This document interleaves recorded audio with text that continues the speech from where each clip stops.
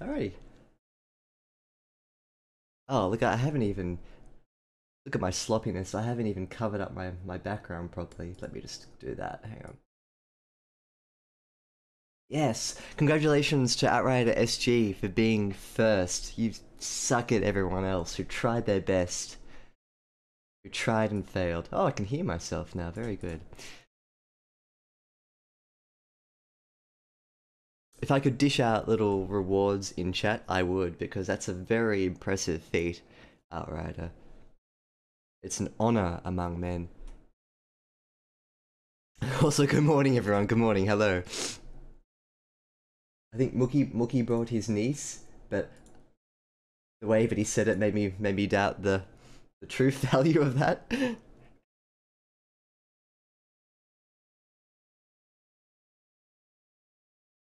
What is up the roof? Oh, the height of humor. I'm so lucky to have you guys with me. Get off YouTube, Lee. Alright, hi, hello, welcome to... Ah, awash with like a little orange glow. Good morning, everyone. Welcome to another stream of Lyrebird. That is still not right. I think that's okay. Edits. And we're going to be editing Nick's story today, which is another part of Solera. So if you guys remember, we've done, I think, 2 of them.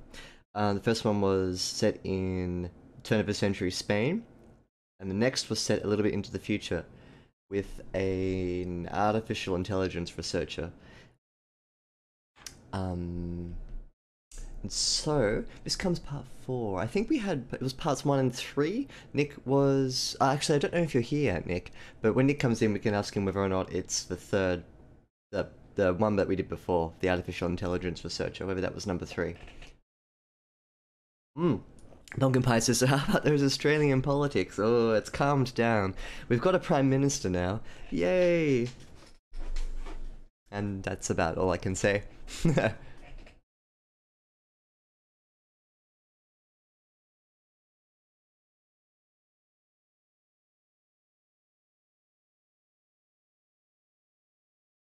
love the memes. Very good.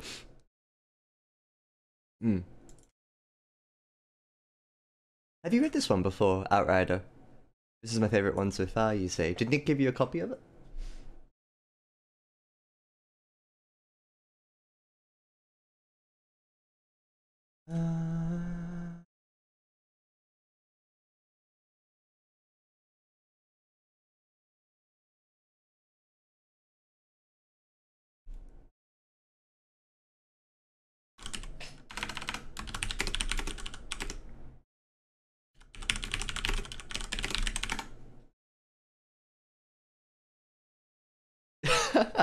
That's good timing. You said here it's this is your favorite one so far. Does that mean that did Nick give you a copy of it to read? Hello, hey, how are you doing, Ernst? I was wondering why you were on Discord but not in the stream. We just started, so don't worry. Does the ad blocker work? Like, I've got ad blockers installed, but does it work if you does it knock out the Twitch ads?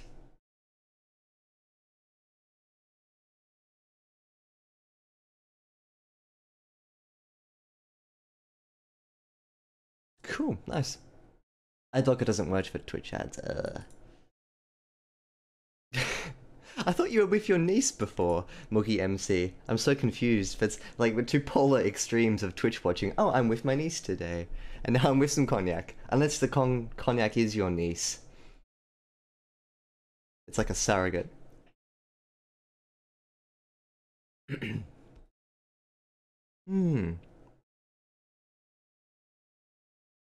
Warning, swearing in this one. Oh dear. So, swearing from an Australian? Oh, now I've heard of everything, Ernst. Just terrible. Just awful. Okay, why don't we start? Amazon can't be losing money. Yes, true. Um, I'm sure they're trying all the time to think of new and exciting ways to deliver targeted content straight to you, like like a Squarespace ad or Nino Kuni 2. Um, I was watching it wasn't Netflix, it was Anime Lab, which is Australia's outlet of Madman Distributors online streaming service, and they had the same ad for Nino Kuni 2 every like 7 minutes, and we got very thoroughly sick of watching Nino Kuni 2. Mm. Yes, yes, I've just got a cup. I might go and make tea a bit later. If you're good, I'll bring back a special cup. You know the cup I mean. Should I be worried? Yes, you should be terrified. That's a troubling sign. I set my knees off to get more cognac. Just what could go wrong? What could go wrong? So now from what I know about this story is that it veers more into the sort of humor aspect. Aspect? There's a lot more humor in this and a lot more playfulness, so it's something to keep in mind. And Nick asked me to keep major questions are there. Major questions are whether the pacing is good and whether the narrator is too lavish. So we'll keep those two in mind as well.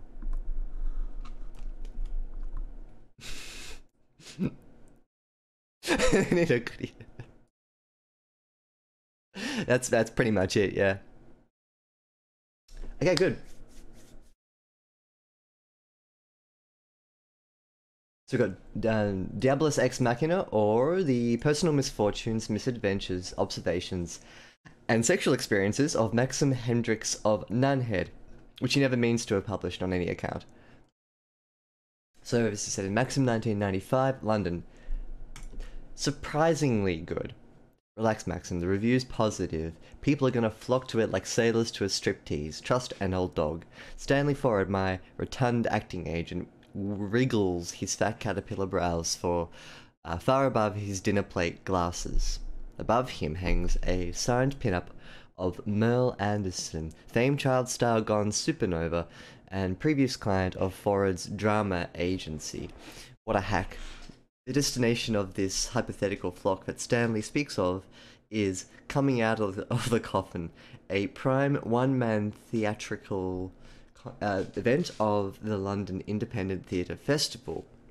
Your one man, Maxim Hendricks, 64, Lambda graduate, professional acting, goateed to compensate for what's happening upstairs. Recent accolades include Most Original Concept for a Play, third place in Soho Experimental Theatre Festival, and Best Direction of a High School Production Junior category.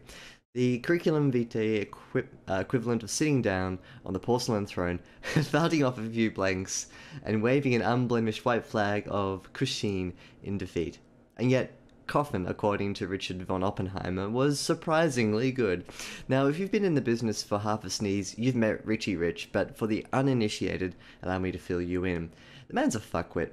Dick, a self-titled omni-artist, sorry, I didn't read that properly, omni-artist, has decided to wear his critic mask this season. Previous masks to grace his visage include the spoken word poet, the political satire puppeteer, and the pretty end of Hilda Bollinger, the Essex Arts Tribune longtime editor-in-chief. Thus, coming out of the coffin had a critic.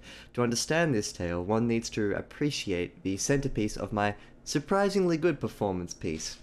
Coffin is a semi-autobiographical work of experimental theatre. It tells the story of yours truly under the nom de guerre of Tawny Tanneberg, confronting the death of his father. I'm going to read a little more, actually. I had taken a couple liberties with the mise-en-scene. My father didn't have a funeral as far as I know, and I had myself interrogate my inner turmoil in front of his coffin. The other liberty was the inner turmoil, probably. Anywho, at the emotional zenith of the work, the point where I'd vowed to confront my father's corpse for a life of absenteeism, I would throw open the coffin lid to find it empty, swamping the audience with lashings of thick, dramatic irony.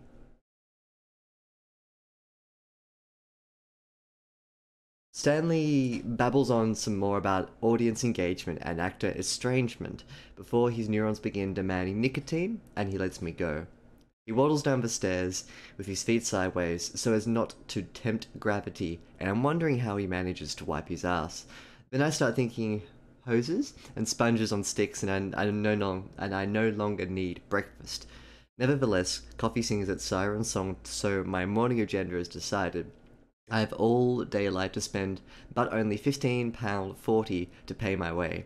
The mantra of do what you love and you'll never work a day in your life is a lot more literal than on first inspection. And chat is going off. Let me go back and read.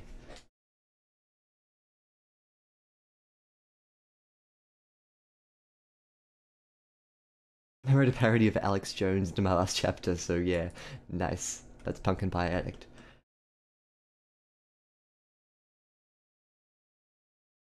Oh, okay, so the only thing that we need to know before this is that his father, in the previous narrator, worked in the Congo during the 60s.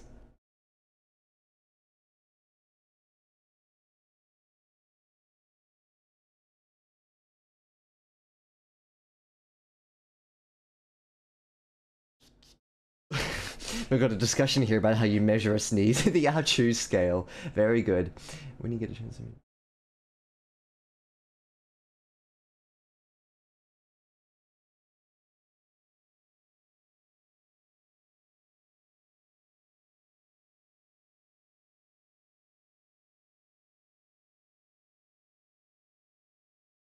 Nice. Yeah, I agree. I think that the humor here is really on point. It's very dry and it's self-reflective. Self-reflexive. Either way, whatever self it is, it's good. I like the I like how it all runs together and sort of spins its story around basically two people sitting here and talking to each other. That's the crux of what's going on. Um, give me a sec.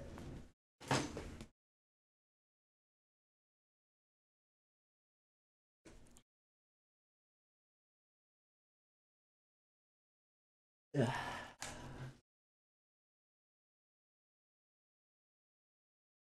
gonna put some socks on. Um, so just trying to think of a couple of things to comment on.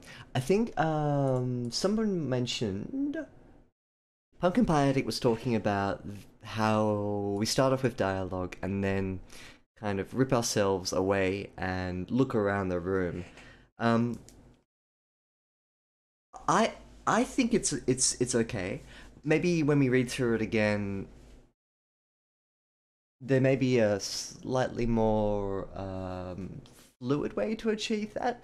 But I think it's probably best when if you start a new chapter or new scene or even a completely new part with some dialogue here surprisingly good. It's always a dice roll as to whether or not it's effective. And of course, you can tilt the table a bit to your advantage by um, measuring how long it takes to get from dialogue into the grounding elements. And so I think um, Nick's intention here was to start off with dialogue and then step out a little bit, introduce the scene, and then push information back in so that we're a bit more comfortable with where we are. Um, right. So I think that's oh, so this is Outrider. So giving his opinion on Pumpkin Pie Addict. I think I'm more in sorry, in Outriders camp here. That I don't mind it at all. Maybe we can add one more piece of dialogue. I'm not sure. Let's read through it again. Um, roll a dice, then tilt the table. Thank you. You can use that one. You better make a good suggestion before the stream ends, or else. We're all counting on you, real psycho.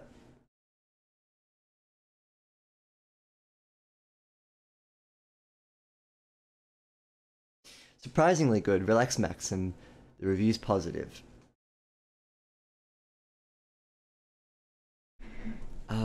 Just in terms of grammar, maybe we can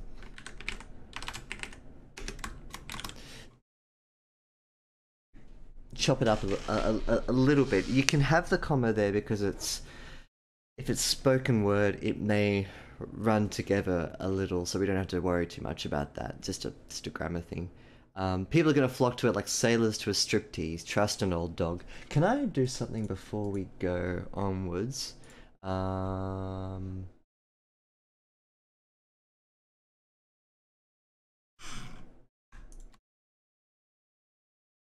Yeah. I just think it's a little needed to read if we have a justified to the right. There. No, sorry, that's not justified to the right. That's justified all the way across. Justify. Classic spoiler scroll. Well, we're done. You've seen how it ends. So people are going to flock to it like sailors to a striptease. Trust an old dog. Stanley Forward, my rotund acting agent, wriggles his fat caterpillar brows far above his dinner plate glasses. So this is kind of tricky because the first introduction to the voice of this whole scene here, and we get into a really nice swing of it very quickly. But I remember reading this for the first time and in my head thinking, there's something not quite right here. Even though I was primed for some humor with this very sort of overblown title, which I think is great, by the way. I think we had a brainstorming session to get to the bottom of that. I remember on Discord, and I think it's changed a couple of times since then. But Stanley Forrett, my rotund acting agent, wriggles his fat caterpillar brows far above his dinner plate glasses. Above him hangs a signed pinup of Merle Anderson.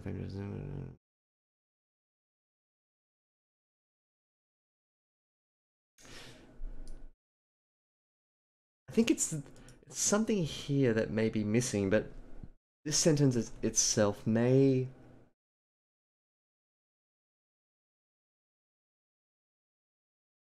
I can suggest two things that may help ease in the humor. Something like an old dog indeed. Um, and then maybe you can push that metaphor a little further in. Part of the reason why I don't, why I'm tripping over this is because it doesn't have too much mention later on. We get this kind of hit. Wriggles his fat caterpillar brows far above his dinner plate glasses, above him. So we got the repetition of above. I don't know if the image serves us or if it makes us stumble. The image itself is quite nice, and I can picture him. But where I'm tripping up is not so much in the quality of the image, but rather where it is, um, and the fact that it's this doublet. Wriggles his fat caterpillar brows far above his dinner plate glasses. So 1, 2, 3, 1, 2, 3. It sort of functions like a doublet. If you put this here, you create a bit of motion. And I'd like, whoops, after glasses, I'd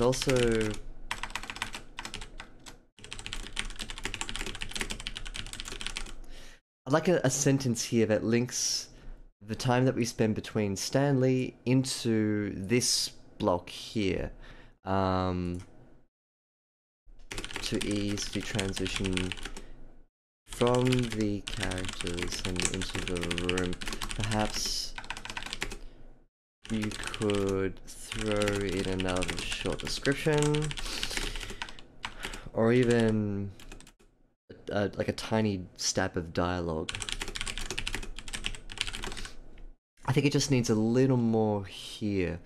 As for the image itself, I don't know. Let me go and read chat.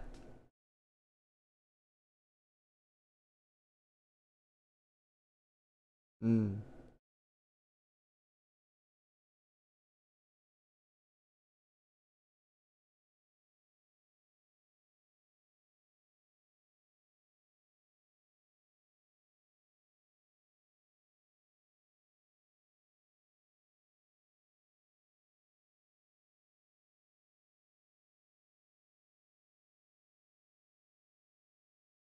It's like we have a chocolate cake and you cut me off after a bite for a roasted potato. Brutal.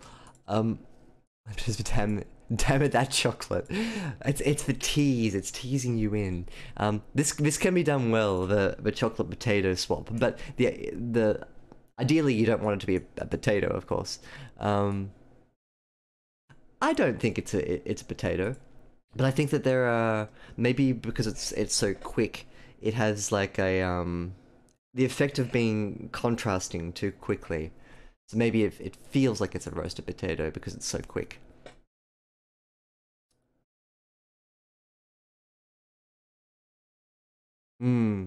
I think that would be a good suggestion, Outrider. Cool. I think that's a good attitude to have as well, Ernst. Um, Especially if it's a very characterful description as well. It can kind of be you can substitute a lot of it out for things that work maybe a little stronger too. So yeah, it's always good to be um, on the lookout for those sorts of improvements. Hmm. So Outrider suggests to cut the dinner plate glasses.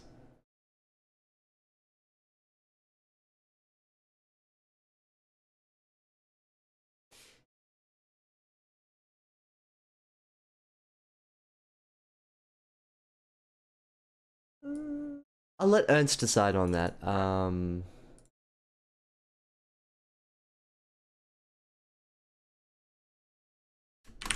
Uh,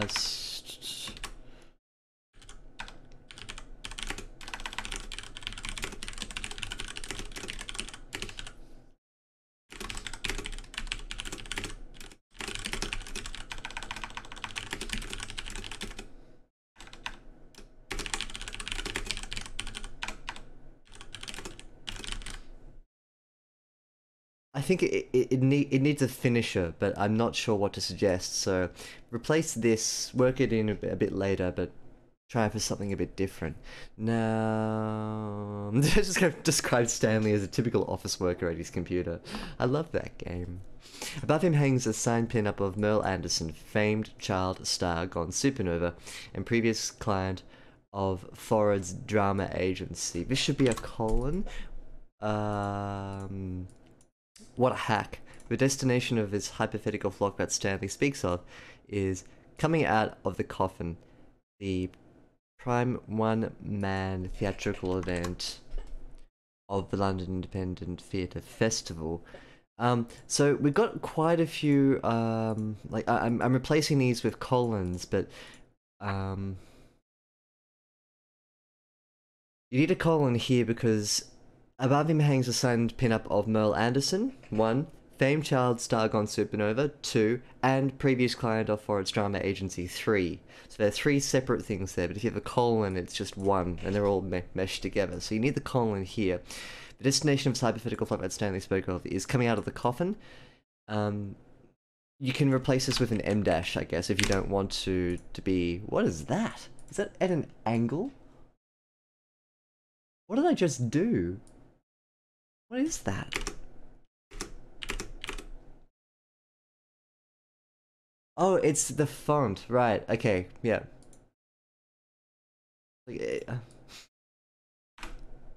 Very upsetting. Very upsetting. M dash.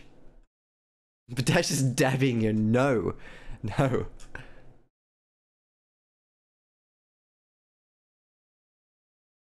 Is he a necromancer?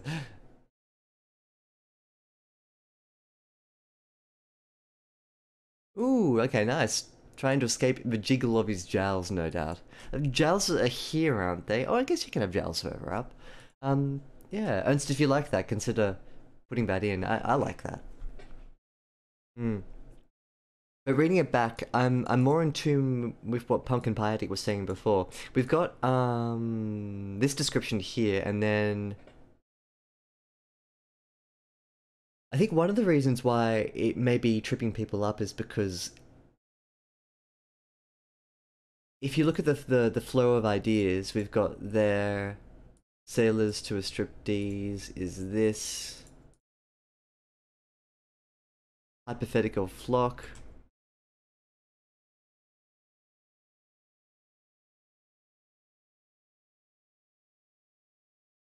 So just to make it a bit easier, what I'm going to talk about here is that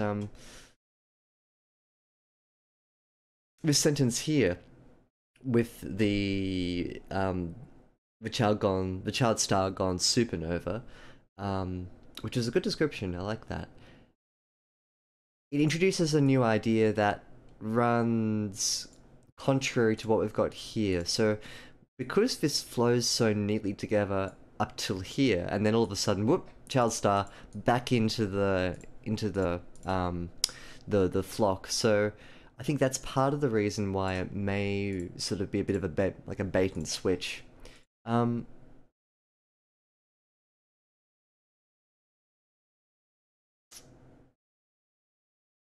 so if you wanted to, you could do two things. You could separate these ideas out a little more. Um, if you wanted to keep the introduction of these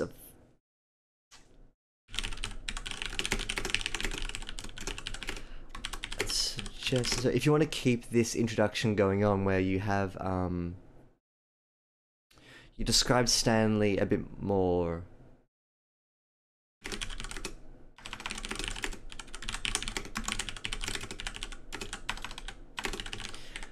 I'd suggest spending a bit more time focusing on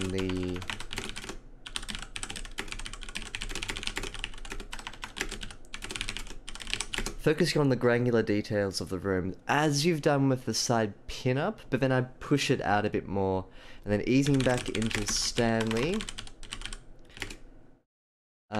with dialogue, and then easing into the narrator's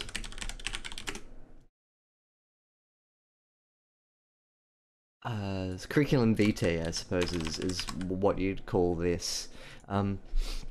My inclination would be maybe to plop in some more dialogue, take a step back then, and then work in the CV.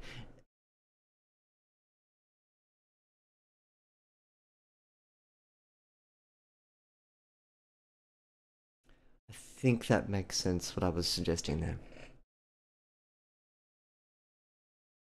Hmm.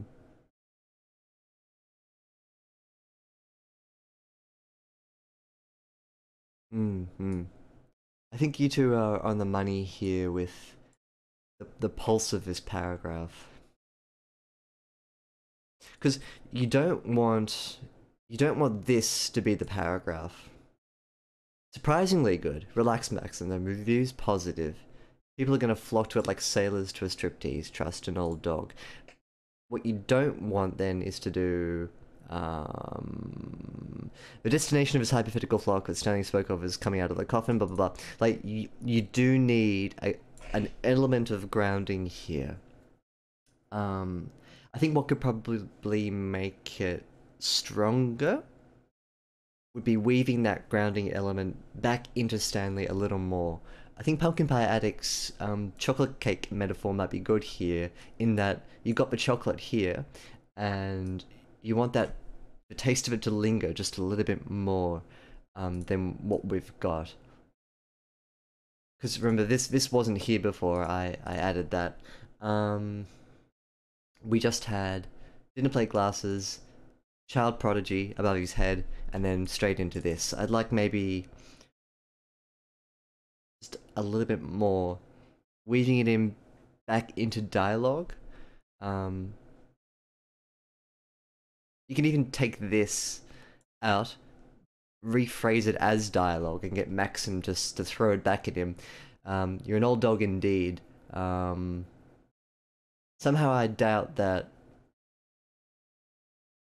my play will be as popular as you expect. You can recycle the sailor metaphor and then push into what they're talking about. I just think there are a few granular elements that need fleshing out.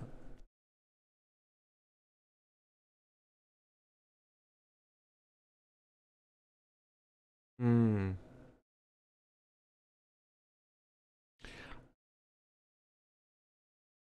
I think because it's a new part, Pumpkin Pie Addict, I think it can work with that, establishing how the narrator operates. And it's very important for a story like this with a multi-narrator, multi-point of view, um, in which case we need to establish very quickly what the quality of the narration is like. Um,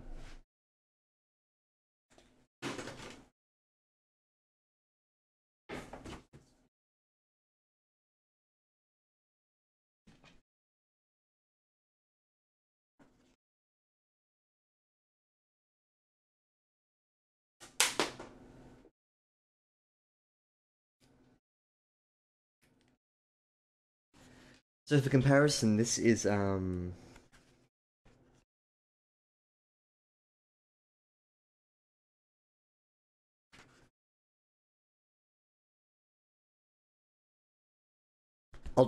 try and do this blind, but this is David Mitchell's ghost written. You can see that. Am I holding this up properly? Yes. And this is a multi-narration story. Like every part is a different narrator. So the very first part, the opening line is, "Who was blowing on the nape of my neck? I swung around. The tinted glass doors hissed shut. The light was bright. Synthetic ferns swayed very gently up and down the empty lobby." So it's quite a sort of stock description, I suppose, in a sense. But you can get a feel for the voice almost immediately. And then if you flip through into a different section, this one starts with the moon, in the after. There's a mechanism in my alarm clock connected to a switch in my head that sends a message to my arm which extends itself and commands my thumb to punch the off button a moment before the thing beeps me awake. Every morning, without fail, no matter how much whiskey I drank the night before or what time I finally got to bed. I'd forgotten. So, yeah, you have an opportunity in all the different chapters of your story and all the different parts to establish how the narrator operates. And so it's got to be quick and immediate. And I think this is quick and immediate. And I think that with a little bit more massaging into shape, it can be really effective at throwing like a dart at the dartboard of what your narrator sounds like. What a fluid metaphor that was.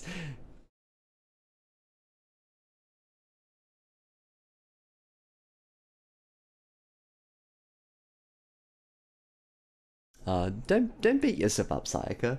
There's plenty that you can contribute to. Just keep your eyes open, and if there's anything that you think you can say. Oh, you don't have to say anything. It's not a like a competition, so to speak. Just enjoy.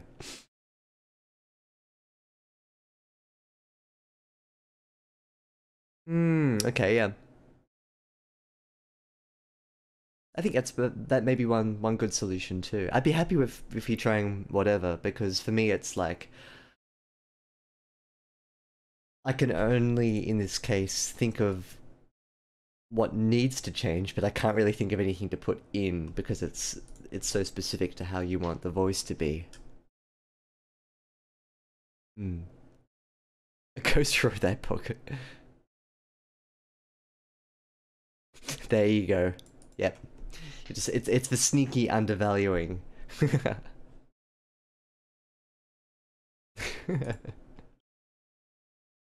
Classic imposter syndrome. So the second half of this is the destination of this hypothetical flock that Stanley speaks of is coming out of the coffin, the prime one-man theatrical event of the London Independent Theatre Company. Do we need a comma prime? Oh gosh, what's going on?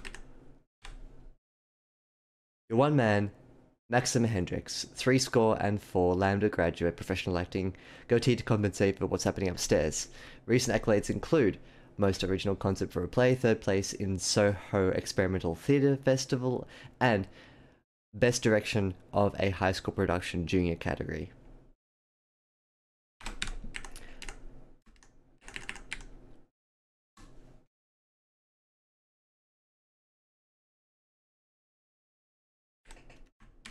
such is the curriculum vitae equivalent of sitting down on the porcelain throne, fighting off a few blanks and waving an unblemished white flag of Kushin in defeat. And yet, Coffin, according to Richard Van Oppenheimer, was surprisingly good.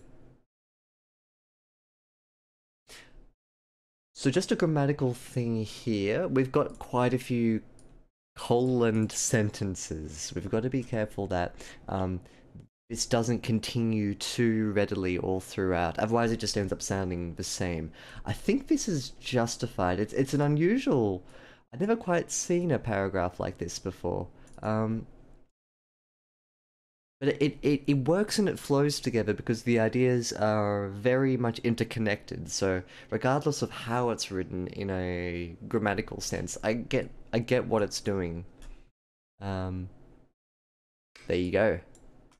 Touch of the authentic.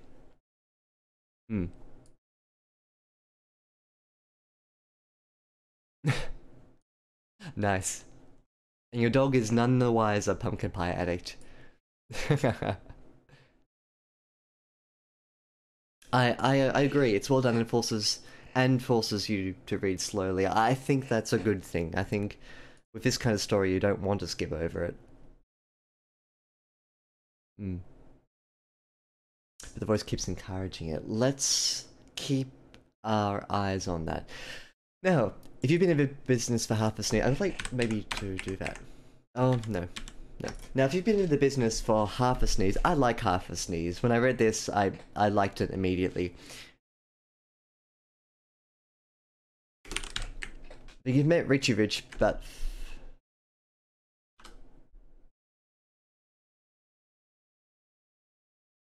Richie Rich...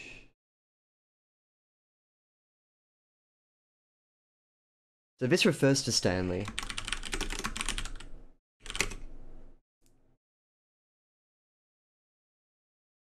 And I understand that intuitively, but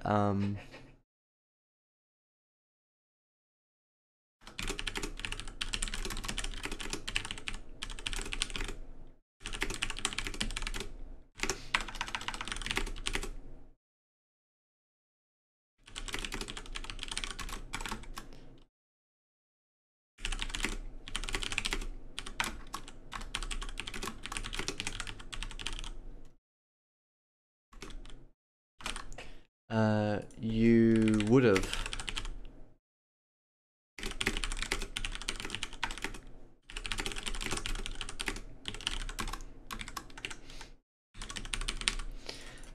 Something like, you've met Richie Rich, which is a reference to Stanley Ford. But because we've got so many floating descriptions of what Stanley is like, even though I understand that this Richie Richie refers to Stanley, at the same time, it feels slippery. Whereas if you say something like, you would have met this Richie Rich knockoff at least 3 or 4 times in your career, full stop. But for the uninitiated, allow me to fill you in.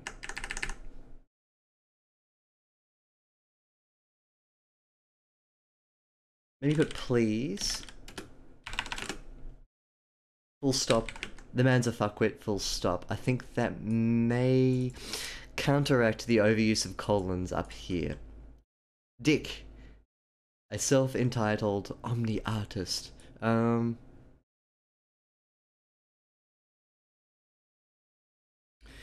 tripped over reading this at first because it's not technically a word. If you put a hyphen there, it doesn't look as good.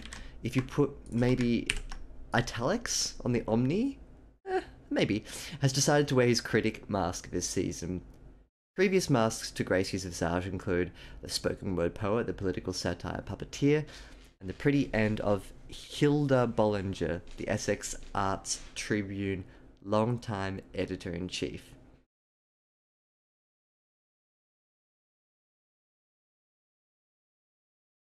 I think that's grammatically sound.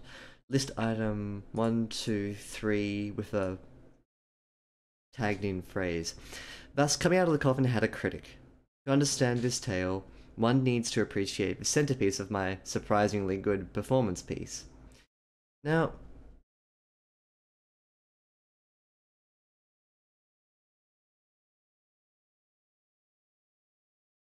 I want to talk about this.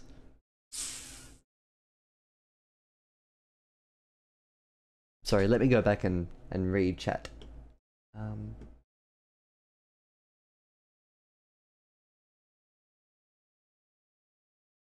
hmm. I like Outrider SG's point with I know these things, you should, or you're not on my level. That's what the narration screams out.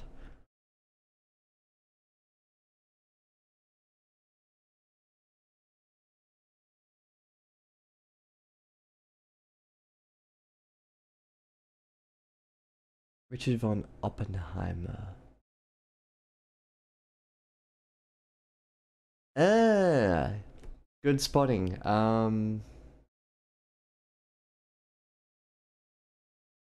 So Outrider says that's not Stanley, I think, live. That's Richard von Oppenheimer, or rather Maxim's derogatory name for him. Okay. Now, why didn't I get that?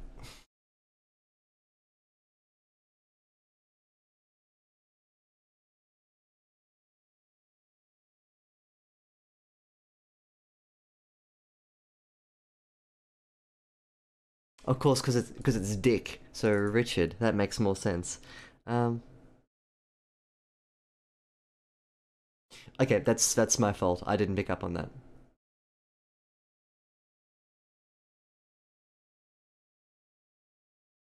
Good spotting, Sayaka. I don't think it's supposed to be.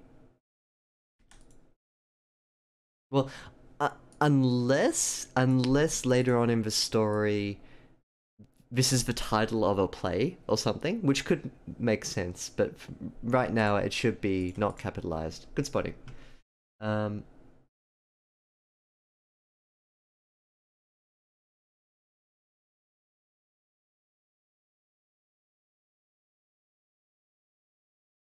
hmm.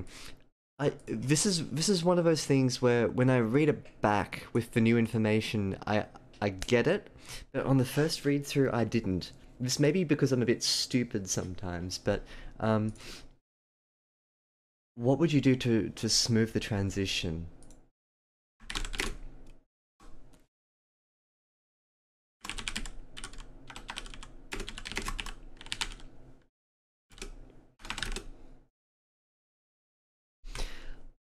Even something as simple as that would topic sentence the paragraph.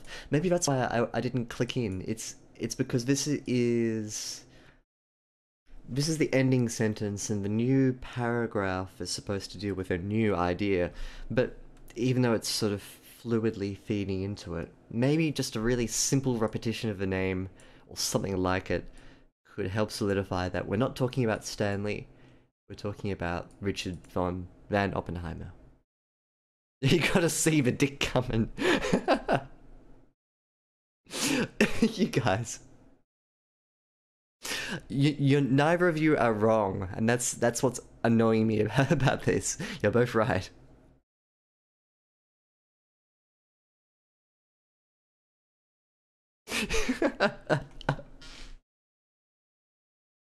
You can keep the dick jokes coming more and more. Um,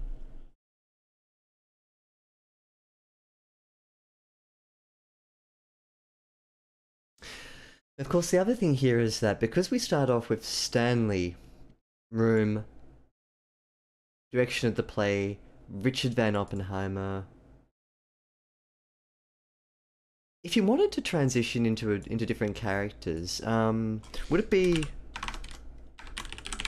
beyond the scope of the story to maybe have his face in a photo frame next to the child supernova? In this way, you could refer back to the real grounded element of the scene and then springboard out into a new thought bubble. Right now, we've got this chunk of story that only has a very tiny piece of grounding. This is the grounding, and then here's my internal CV. Richard Van Oppenheimer. Now let me talk to you about him. Blah blah blah blah blah. Richard. Now this is my play, and then back into Stanley. The trouble with this is that it's a very sort of um,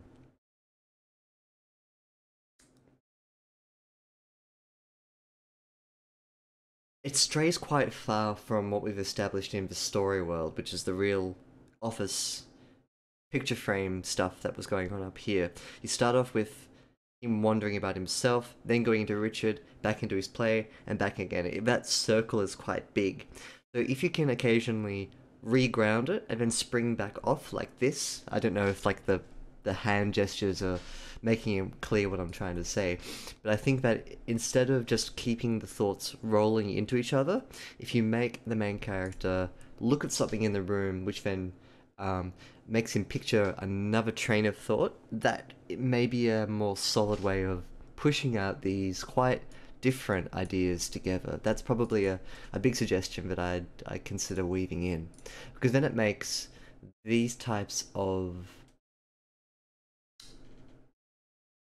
spun forms of narrative a lot more workable. Make sure to telegraph the appearance of Dick better. Good.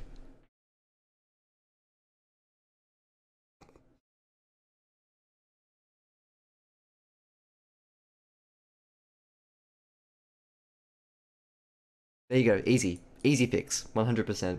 Perfect.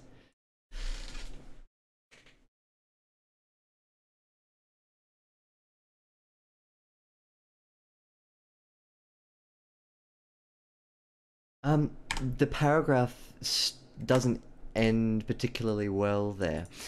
Thus, coming out of the coffin, had a critic. Cut it off there, and then... excuse me. To understand this tale, one needs to... I just realised that was a very quick sneeze. But was it half a sneeze? Or a third of the sneeze? To understand this tale, one needs to appreciate the centerpiece of my surprisingly good performance piece. Coffin is a semi-autobiographical work. Get rid of this paragraph dent here and feed it into the last one. Oh, the worst, the stifled sneeze. Excuse me.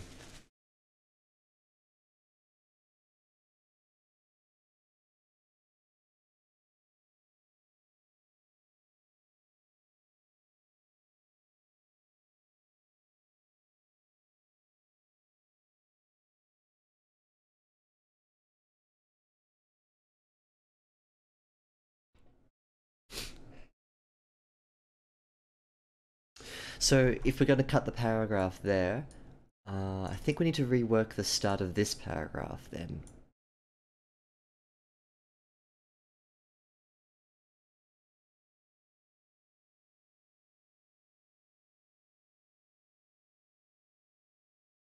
Tanner Burke, Tanner Broke? Broke? Brook?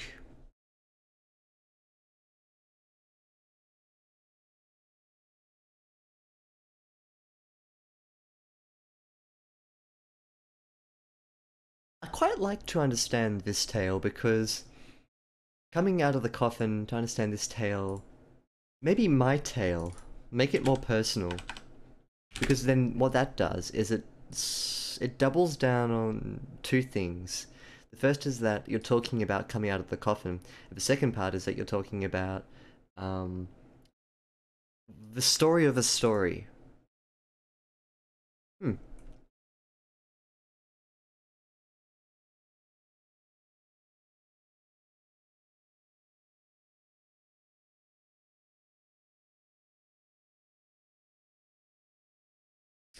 The other liberty was the inner turmoil, probably. Anywho, at the emotional zenith of the work, the point where I'd vowed to confront my father's corpse for a life of absenteeism. I would throw open the coffin lid to find it empty, swamping the audience with lashings of thick, dramatic irony. Stanley babbles on some more about audience engagement and actor estrangement before his neurons began demanding nicotine, and he lets me go. So I think that to start off this paragraph here, we need to sort of before you describe Stanley, bring us back to Earth. Coming down from the abstract and into the real requires a sentence like, I mean, you can crash it straight back in, but because we've got not all that much detail about where he is or the details of where he's sitting and all that sort of grounding elements aren't there, they're further up, so you could even link it with the abstract. So for instance,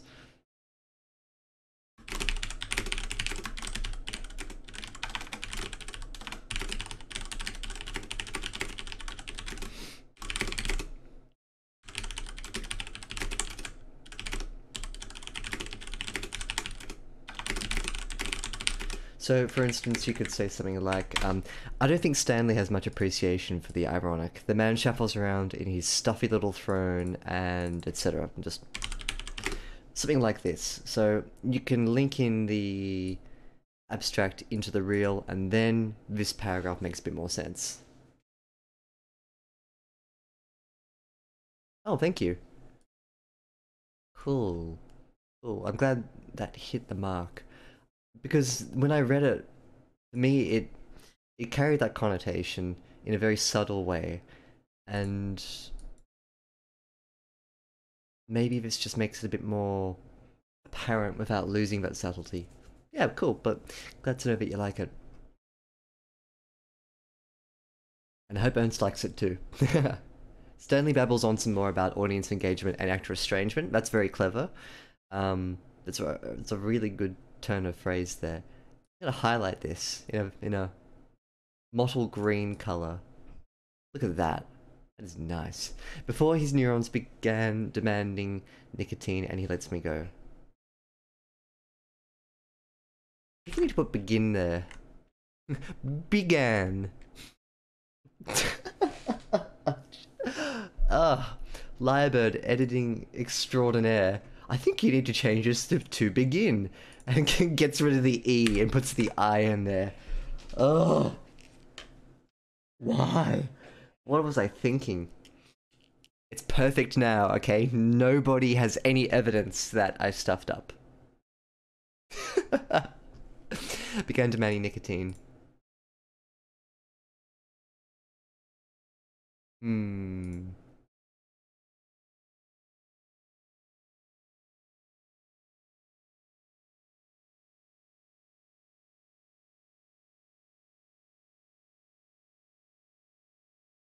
He waddles down the stairs with his feet sideways so as to not tempt gravity, and I'm wondering how he manages to wipe his ass. Then I start thinking about hoses and sponges on sticks, and I no longer need breakfast. Nevertheless, coffee sings its siren song. So my morning agenda has decided I have all daylight to spend, but only £15.40 to pay my way. The mantra of, before I get here, um, can you make him exit the agency and step out onto the street? Good sense of transition.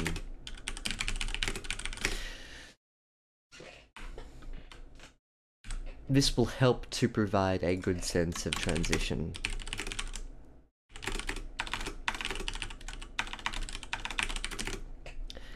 And that will make the whole scene feel a bit more rounded.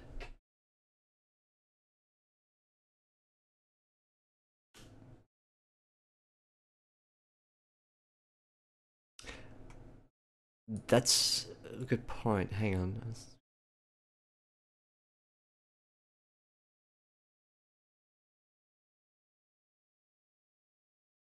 Hmm. Begin demanding naked. Actually, it probably just would be stronger if we get rid of that word. Hmm. Hmm.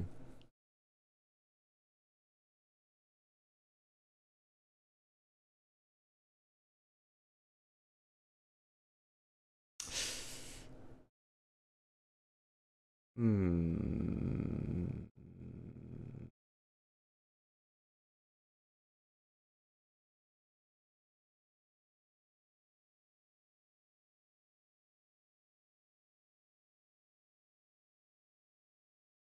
Maybe get rid of Siren Song. I don't mind Coffee Sings its song. I think I agree with Pumpkin Pie Addict, but it's one too much. Maybe it's the siren that throws me off the edge.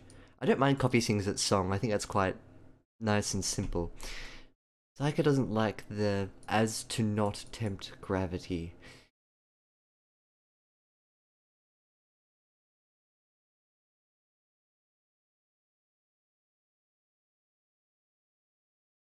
I think it's functional.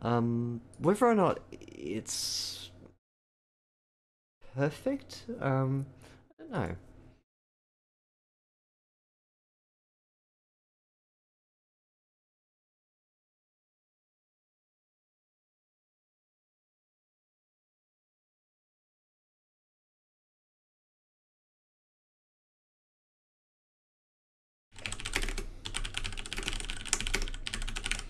What about this, like a penguin fighting gravity?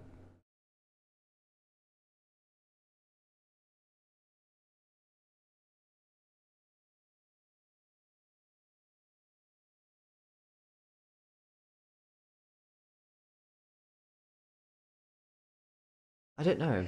Maybe that works. Hmm.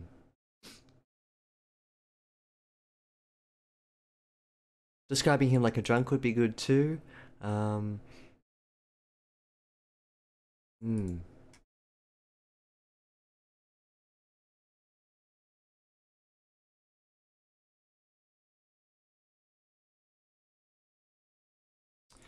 Yeah. I'm going to, if you don't mind, I'm going to make a cup of tea. Um, I think that's a good question to actually ask ourselves. Like, one of the big questions here is whether the paragraphs are too busy or heavy with the observations. I'm going to go think about that. But maybe you guys can chat about it too. Back in a minute. Sign up to Crunchyroll.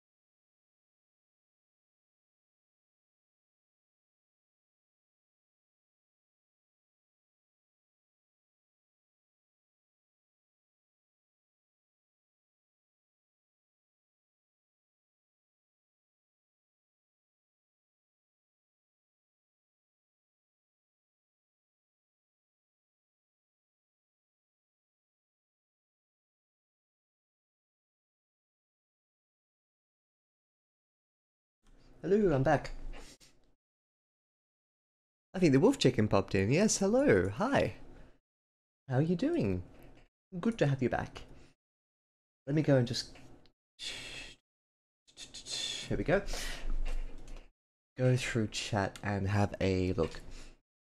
Subliminal advertising.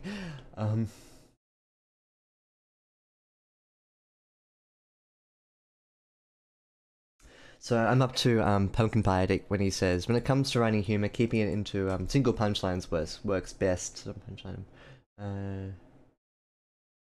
Yeah, I think that was my concern with the penguin, which is why I wasn't overly enthusiastic about it.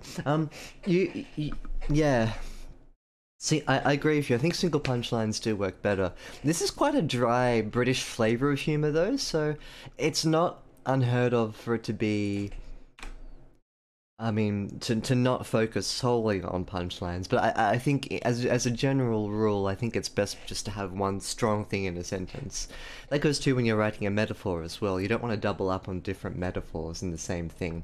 So you can always put a full stop in there and continue on. Where was the word swampy? I didn't see that, so okay, hang on.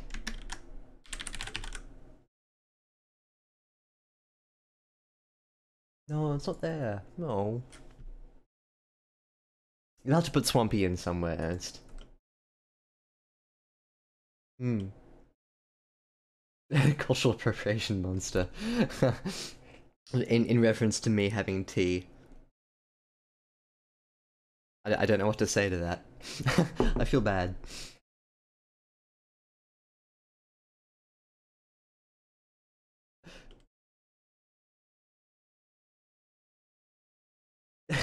Psycho says you can't sneak an advertisement like that into a review, and I think TTLACC was similarly impressed at my ability to spruik products. Not as impressive as the uptime on Squarespace, though. If you need a website, go to Squarespace, and they'll do things for you involving websites and uptime. If you need uptime, go to Squarespace. And if you need a shaver, go to Crunchyroll. They've got great shavers on Crunchyroll. And straight back into taking over Australia. I didn't realise that Cyberpunk 2077 was the same team that made Witcher. Interesting.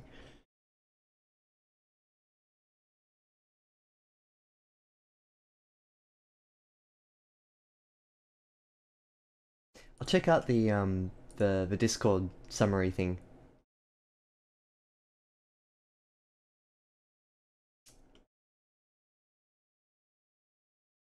In the context of a joke.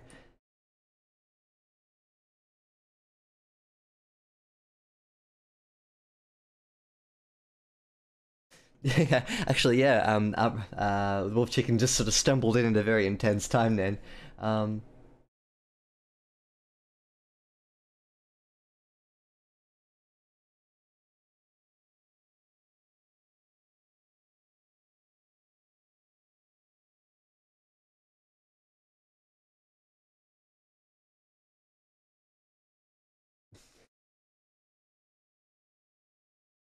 Dollar Shave, that's right. The Dollar Shave Club. Thank you, TTLACC. I was thinking about uh yeah, the razor thing. I'm like, I've heard it so many times, but I can't actually remember the name of that thing that they were speaking. Dollar Shave Club. Thank you. If you need anime, go to the Dollar Shave Club.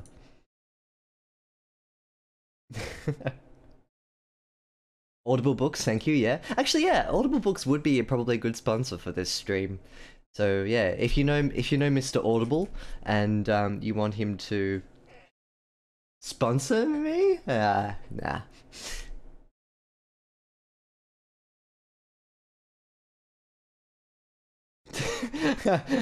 Very good. Very good. That's a terrifying screenshot you posted, Sayaka. Very close to my likeness. Yes. Also, did you like how I skirted around that whole political discussion then? I thought that was very tactful. We can chat about that in Discord. And let's get back in.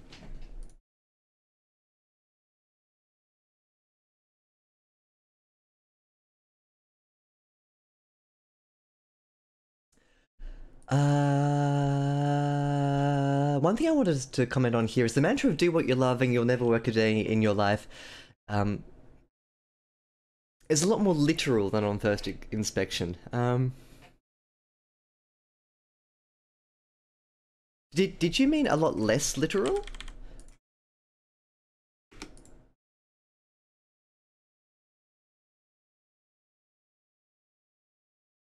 I feel like it's a weird end sentence too, because for me the opposite impression is what's given out.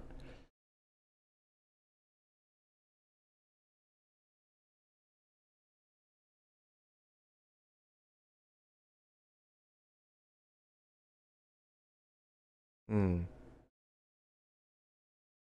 Yeah, I think that's maybe a good consideration too, is how it oh, maybe it doesn't lead into the next paragraph so much as it reinforces that final idea.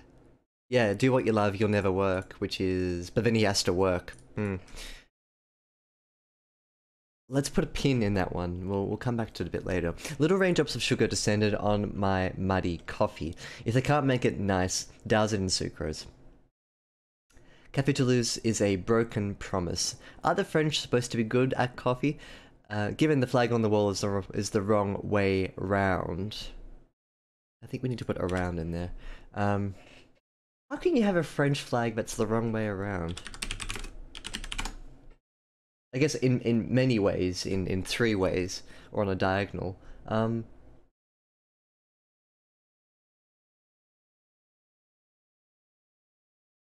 not good with flags. What's the reverse of the um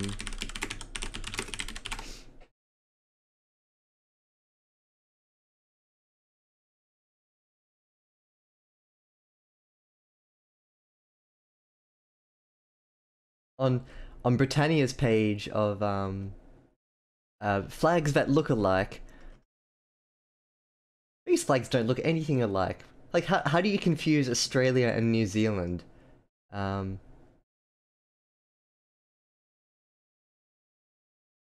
Although to be fair, like some of these flags are actually very. Wait a second. Chad and Romania have the same. Oh, it's not the same flag. One's colourful and the other is like pastelish. Anyway, I'm not gonna get distracted by flags. With the meme in Discord. Ooh, I'm looking forward to that. It's all one shade. Ah, very good, Sayaka. Pick something you love and you'll never work a day in your life. Yeah, I think it's also is it a British expression as well? Because I'm familiar with it too. Um, the waitress absently. I'm gonna come back to the flag thing. Why don't we read through this as a chunk before I start to dig into it too much? But you know what doesn't dig into you? The razors from the Dollar Shave Club. They're nice and smooth. The waitress absently asks if I'm. I don't feel good about that. I don't know. Even as a joke, I sort of feel bad. It's gonna come out like that I actually am sponsored by them. It's like, joke's on you! Even with the meta humor, I was still giving you ads. The waitress absently asks if I need anything, as if I didn't order not 3 minutes ago. I would murder for a croissant though. No, Maxim, be austere.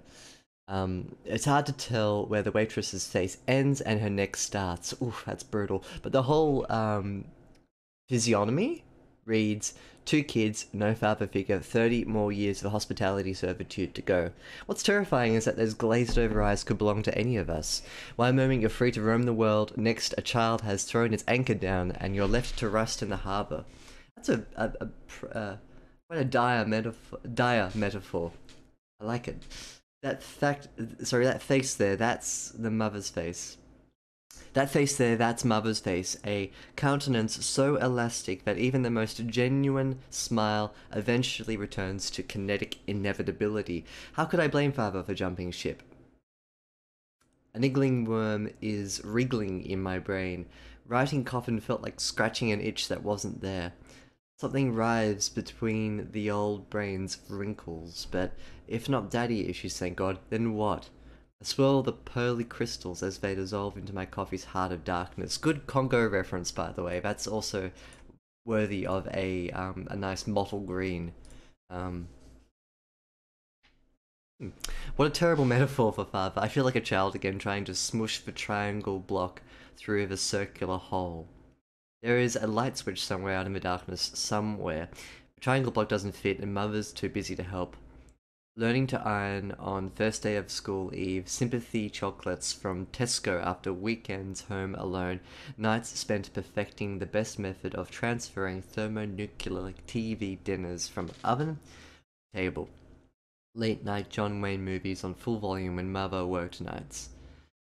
Then something catches. It's not for a lack of paternal wisdom, the Saturday morning football games or sharing enthusiast hobbies that my works gravitate toward father figures. It's fear that the river of fate will carry me down that same tributary.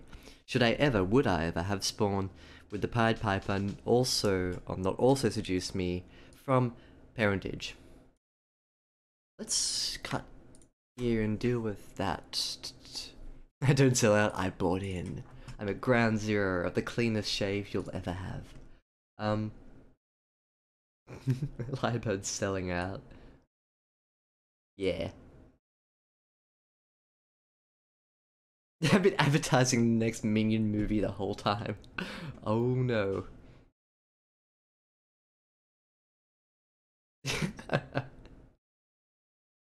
Yeah, good, Wolf Chicken. Glad you're liking it. It's Ernst's story. Ernst Herringbone. This is Solera number 4, part 4. We've done parts 1 and 2. I think 2, right, Ernst? On the stream before.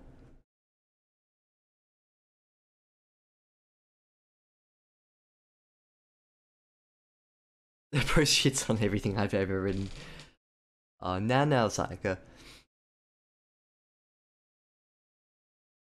We can all aim up for Ernst's lofty goals. I think what Ernst does particularly well, and what's really nice to see is the sense of character that comes out in the way that it's written.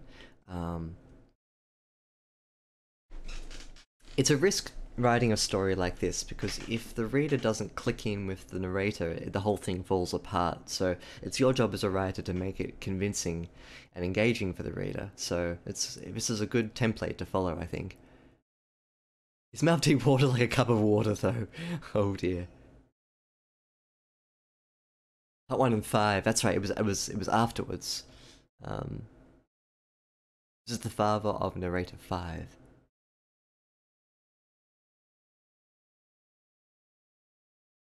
Oh, okay. This is the father of the AI researcher. That's right. Yes, interesting.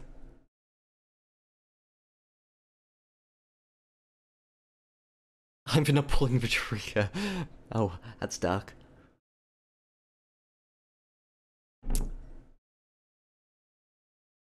Yeah, don't pull the trigger. Unless it's pulling the trigger on becoming a better writer. Ah, that's a nice positive attitude. Little raindrops of sugar descended on my muddy coffee. If they can't make it nice, douse it in sucrose. Put you instead of they there.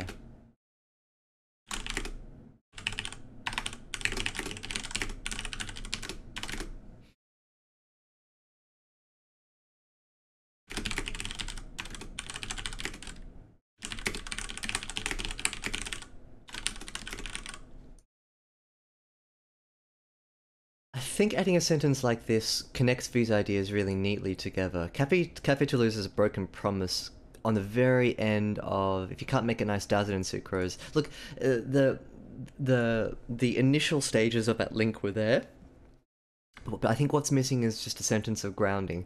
For me, it's always the case that I like sentences to run together in a very connective sense, and I always like more description than less when it comes to introducing a new place.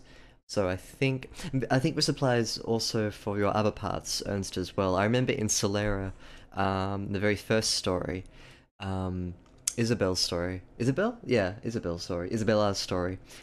You had these outstanding descriptions of where they were, and sometimes they just end one sentence too early. So in my mind, you can push it out to another one. And I think this here links them together. They're pulling a trigger on buying a Crunchyroll subscription. Wow.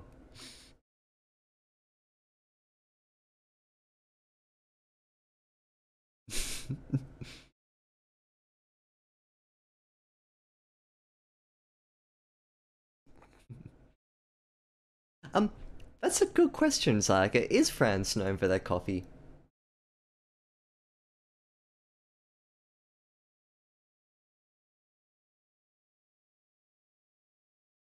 It's definitely the Italians in Europe.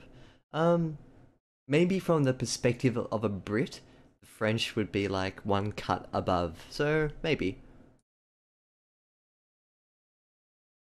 Maybe you could introduce a bit of self-doubt into that idea.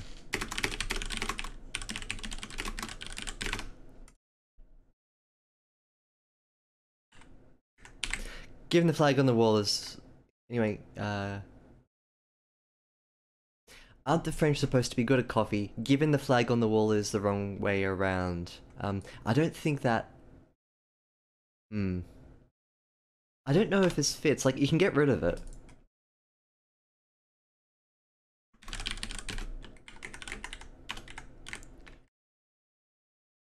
Um, Absently asks is a bit too thick, and I think I want to be consistent with my advice about LYs. Like, I don't think it needs to be here. Um, my advice with adverbs and adjectives that end in ly is this is an adverb in this case. Um, I'm not averse to them, but I think what's missing from the sentence is a bit of motion.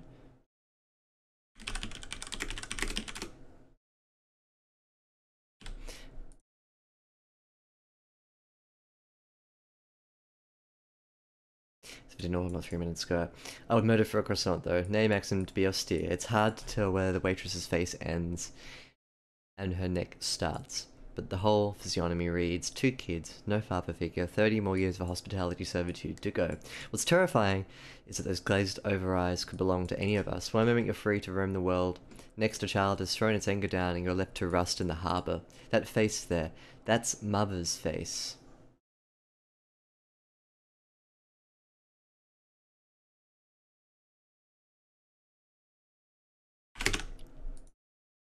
Hyphen, that's mother's face, comma. A countenance so elastic that even the most genuine smile eventually turns to kinetic inevitability, which is a frown. How could I blame father for jumping ship? A niggling worm is wriggling in my brain. I quite like that. It's playful. France is known for bread snails and stuff that happens in beds. I think a little more on the cultural palette too. Is it I could murder a croissant?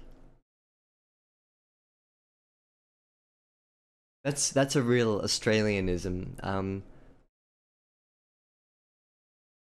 If you could smash something, it's not a sexual connotation.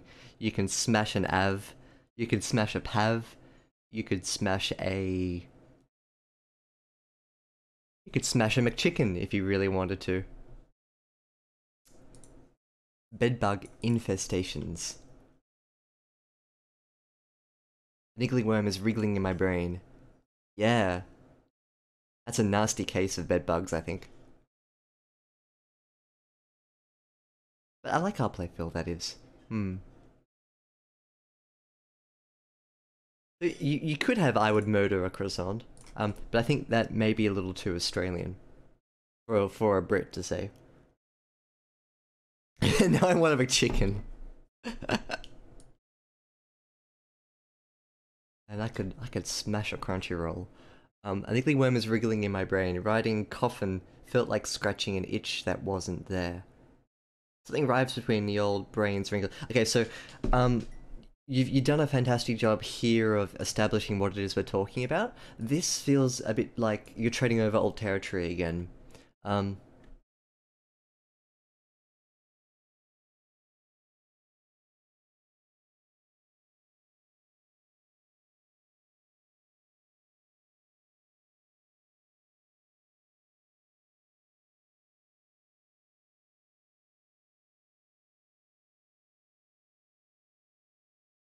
Oh, well then. Well then.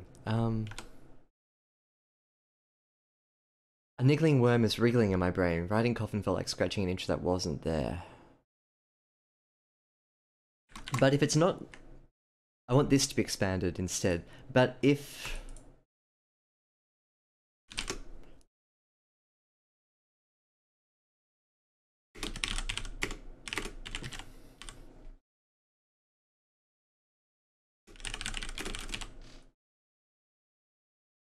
I sort of feel like there should be a little further explanation as to why he's convinced it's not daddy issues, because it kind of is daddy issues. Like, it ends up being daddy issues, which I like that. I like how it contradicts itself, but maybe that's not intentional. We'll read through this and see. Coupon code. Mhm. Good. I assume Ernst, you meant this thing here. What a terrible metaphor for my father. So I swallowed Hello Darkness. This is great. I like this. That's really clever. I feel like a child again, trying to smoosh the triangle block through the circular hole. There's a light switch somewhere out in the darkness somewhere. The triangle block doesn't fit. Mother's too busy to help. There is a light switch somewhere out in the darkness somewhere.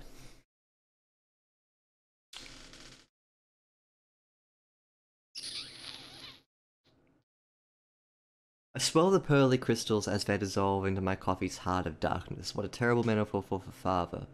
Metaphor for father. I feel like a child again trying to smush a triangle block through a circular hole. There is light switch somewhere, but in darkness somewhere. I think you need to get rid of that, because even though you're trying to mix up like the double metaphors here, 1, 2, 1, 2, it's too jagged. I think it doesn't run over itself too much. Keep in mind I'm a dumb reader. I too am a stupid reader. I like things to be spelled out for me. Subtlety is not my friend. Yeah, so he's supposed to be in denial. Let's play with that. I think you can accomplish it here. That's the impression I got, but I wasn't wholly clear about whether or not it was me making it up or if it was a direct thing. There you go. A French roast is a big thing to coffee drinkers here. Although, like, no offense, Outrider SG and everyone in America, but your coffee's...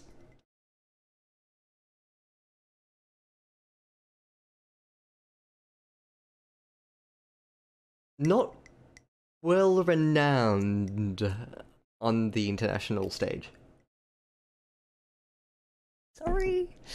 But I would like to be integrating on what I'll be doing.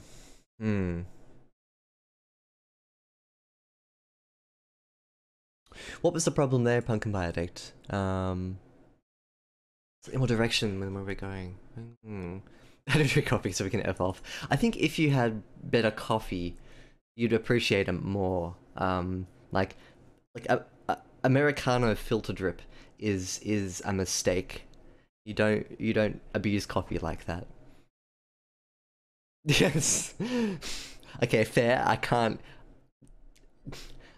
live up to Melbourne's coffee. Okay, they're the coffee capital of Australia.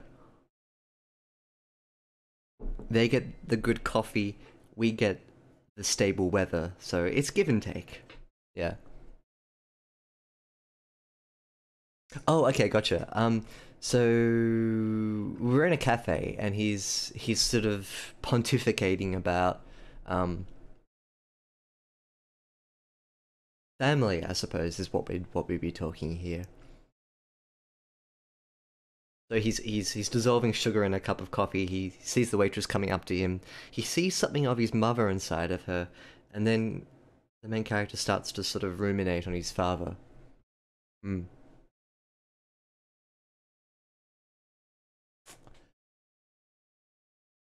Yeah.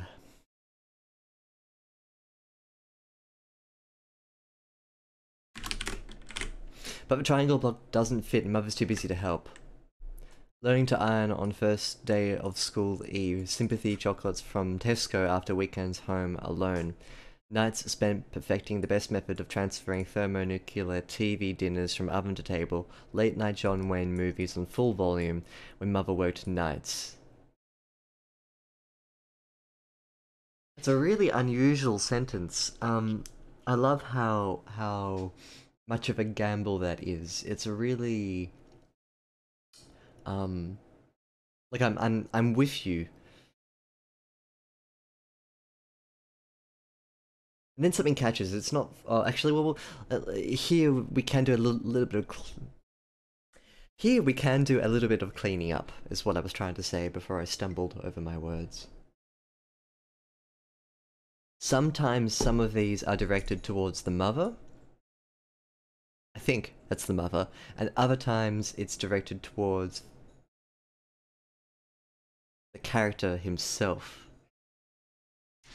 My inclination with this sort of thing here. Yeah. I get the impression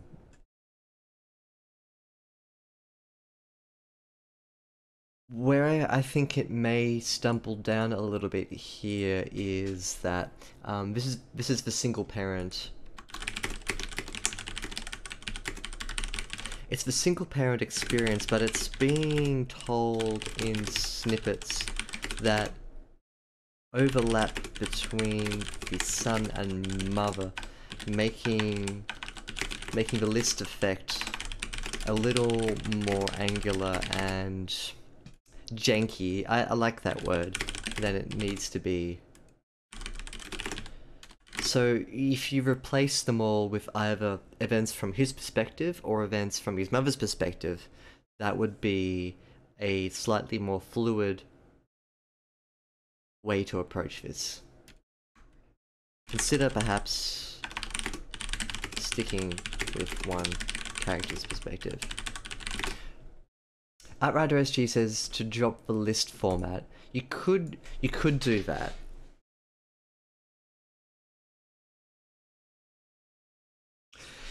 If you did that, your readers would probably be a little bit more forgiving. If you just make them short fragment sentences, you can do this. It's a bit against the grain of what we expect, but the more you do it, and if you finish with an and, that I think could work really nicely. So it's a good suggestion, Outrider.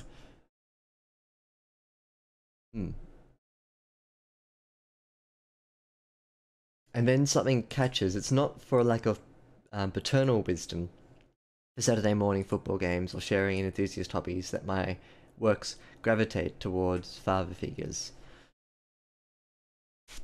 It's not for a lack of paternal wisdom for Saturday morning football games or sharing enthusiast hobbies, comma, that make my works gravitate towards father figures, full stop. It's the fear. It's fear that the river of fate will carry me down that same tributary. Would I ever have spawn? Would the Pied Piper not also seduce me to parentage, not from? The screaming child slams the brakes on that train of thought. He's banging his Coke can up and down on the table whilst mother wistfully peruses Woman's Weekly. Give her some respite, I telepathise at him before making a quick getaway, comma, lest he inspire a migraine. I decide to go play Spot the Alumni in West End.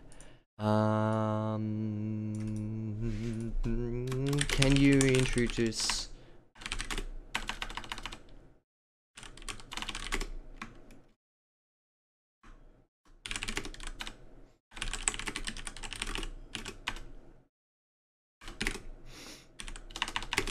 when the scene begins.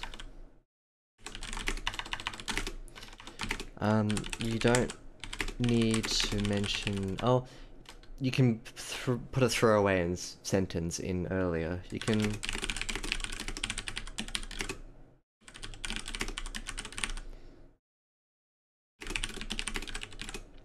Or make the MC weave in the child to the flow of his thoughts into his father. That sort of thing. Like, you could do it. I like it with the waitress. into the waitress, into the father. So for instance, e.g. have the waitress go over to the mother and child and do something. And then from that he can springboard into this thing here. This chunk here. M- those parentheses. Yes. Oh. Would I ever have spawn?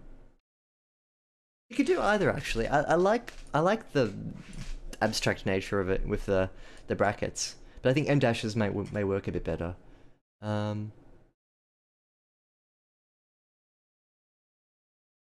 Definitely going for from parentage. He's wondering if his career path makes it too easy to be an absent father. Would the Pied Piper not also seduce me? Ah, okay, gotcha. Away from parentage, right. Or would the Pied Piper of... Can you put the Pied Piper of playwriting?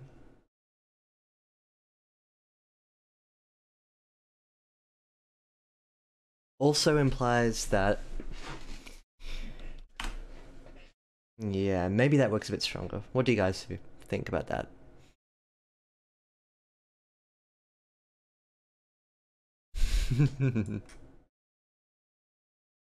It's a good word, isn't it? The wolf chicken. I'm doing a bit of code writing at university now, and the best way to describe my relationship with code is janky. I often say to myself when I'm reading through my code, like, wow, this is just jank everywhere. I'm not that bad, I'm getting better. But when I was first starting out, it was just, yeah, jank all the time. So I love this word because it describes a part of me so very well.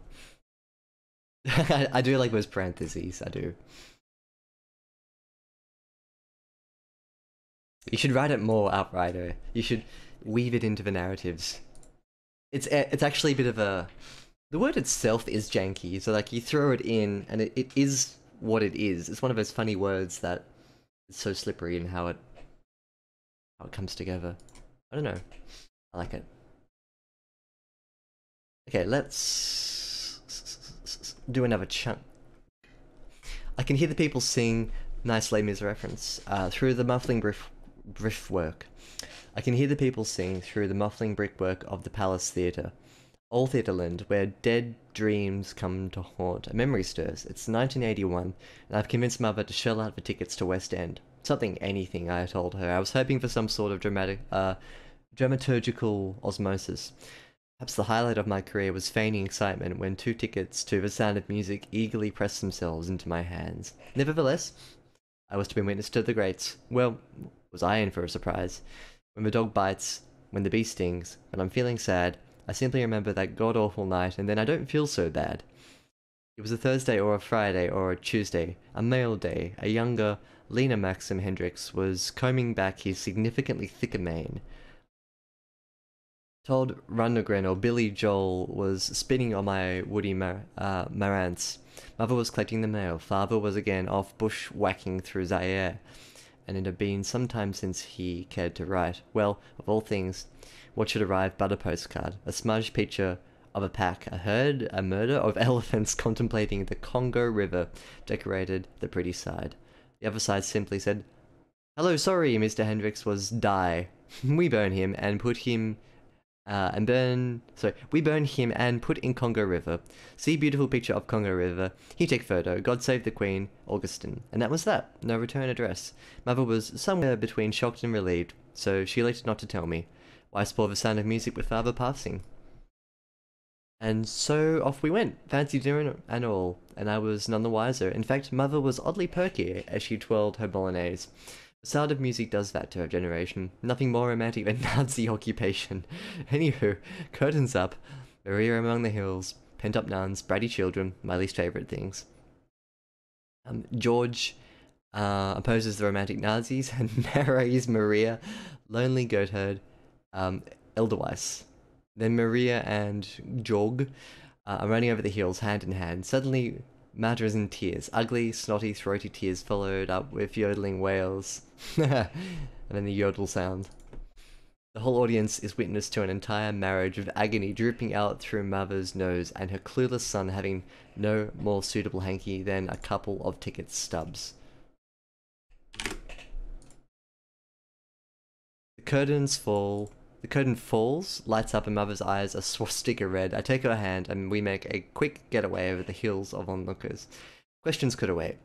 It wasn't until we were descending back to our car park, the elevator alive with the sound of music, that she pulled the postcard out. I first noticed the smallest elephant, a baby, with a giant chunk missing from its floppy ear. Turn it over, sniffed Mum. It all made sense, but surprise? No. It felt almost overdue. I still wonder, if it were his comeuppance for being a few shades too ivory for the times. Malaria? Heart attack? No, not adventurous enough. Only Augustin, whoever he may be, knows the truth. This flows really well together. I think this is the strongest thing within this story so far. It's like a river. Everything washes together and it's really neat.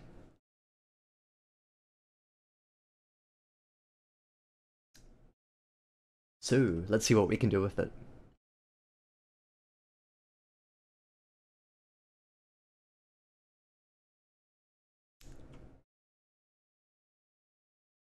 The Outrider SG says, because you declare the memory is oncoming, I think you can get away with separating it into its own paragraph and italicizing it.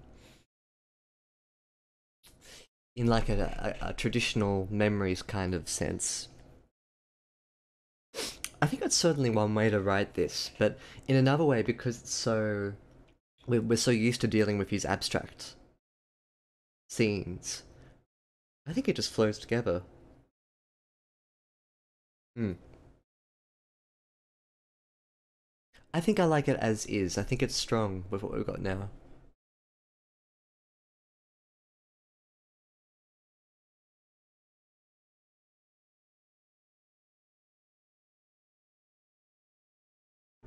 There are certainly lots of different ways that you can deal with memories, and I think for Pumpkin Pie Addict stories, that have a lot more sort of front motion, I suppose is what you'd call it, where events are happening in real time, and then you've got the memories that circulate around them, which is a really good way to work with those two together.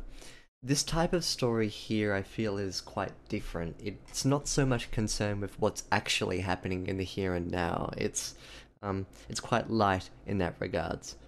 So up until the point where it's not, because really, what's happened so far is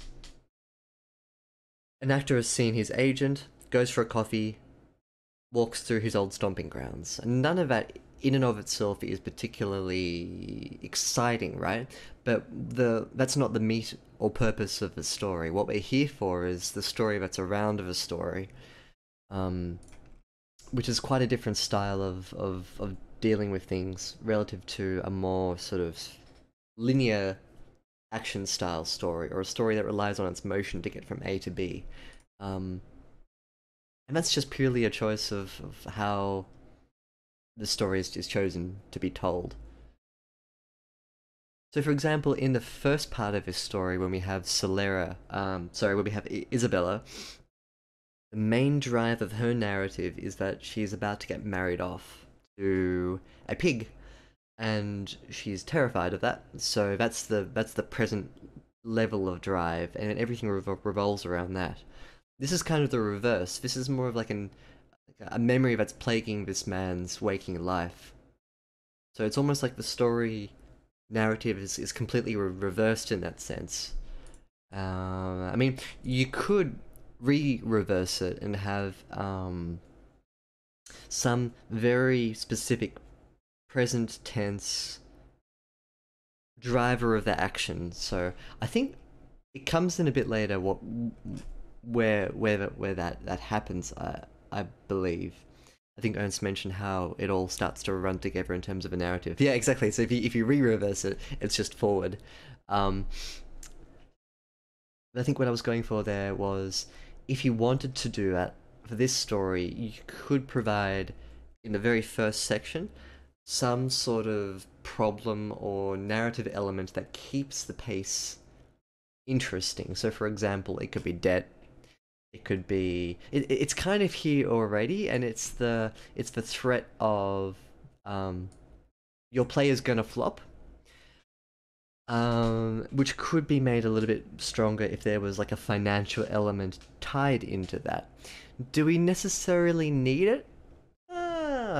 Yeah, it couldn't hurt to have it, because otherwise what we get is just a sequence of events that are only tied together with this man's father, or the absence of his father, which is clever. I really like that. But if you wanted to give it more of a present tense problem, you can just throw in a financial element or something. Right. So as Ern says, towards the end of a snippet, the problems start to begin. Hmm. Yeah, exactly. So the inciting incidents towards the end and Mrs. Alter's character introduction. Regardless, you can, if you wanted to, introduce more of a problem in addition to the father issues. So I'll let Ernst decide on that, and I'd be keen to see where he takes that notion, if at all, or if he just wants to keep the dad issues as center focus. I can hear the people sing through the muffling brickwork of the Palace Theatre, old Theatreland, where dead dreams come to haunt and memory stirs. Um, more, more. Give us some, give some more grounding, please. Um,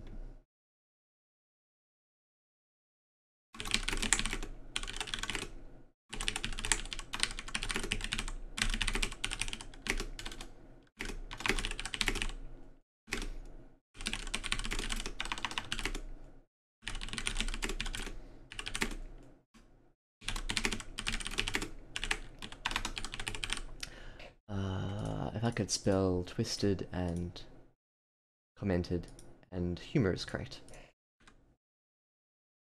Cool. We just need a bit more.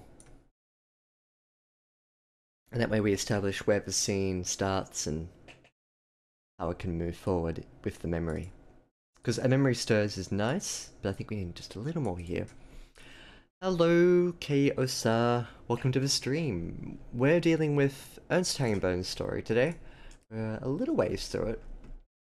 But, the story here is dealing with I guess you'd call him a struggling actor, who's dealing with some father issues.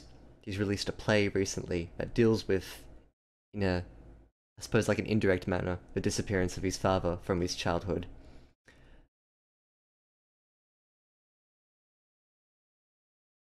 And then we've got this chunk here where the actor's walking through his old sort of stomping grounds, and he remembers this scene from when he was younger, which just I really like this. I think it flows together so beautifully. Let's see what we can pick up from here.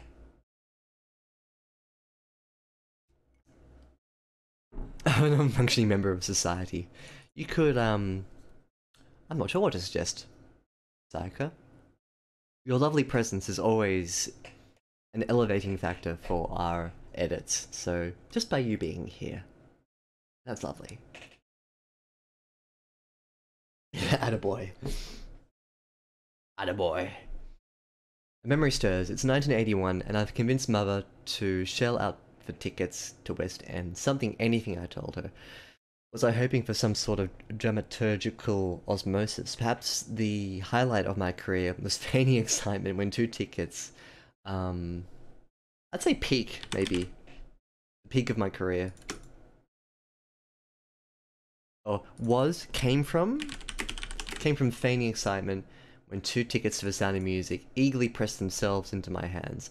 I like the passive sense of that. It doesn't really make sense in a narrative grammatical sense. The tickets can't press themselves, but I think it fits with his style of voice, so you could get a subscription to Country Roll. Country Roll. Do you like country music? Country, Western, Country Roll is the best source of your Western music. I don't know why I said country roll. I need a shave. I need like a mental shave. Would anyone in the chat be able to suggest a cheap subscription-based source of shavers that you could point me to?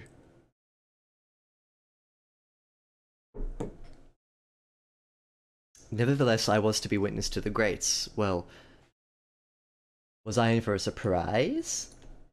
Yes. Full stop. Not a question mark.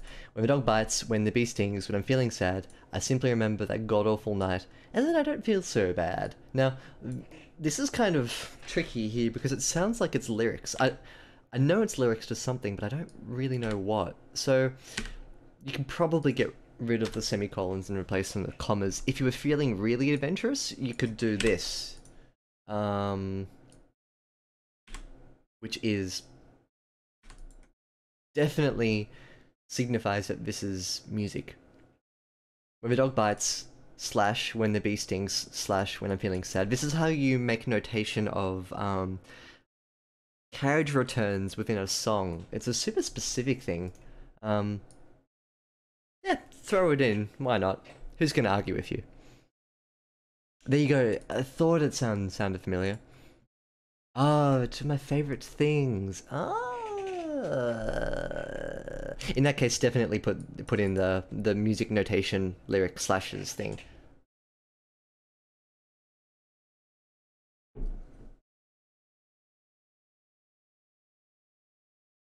Hmm. Also, Kaosa, if you would like, I've got a Discord that we chat in after streams, in between streams, so you're more than welcome to join that if you like. The link is underneath the video that you're watching now. Just click through, say hi.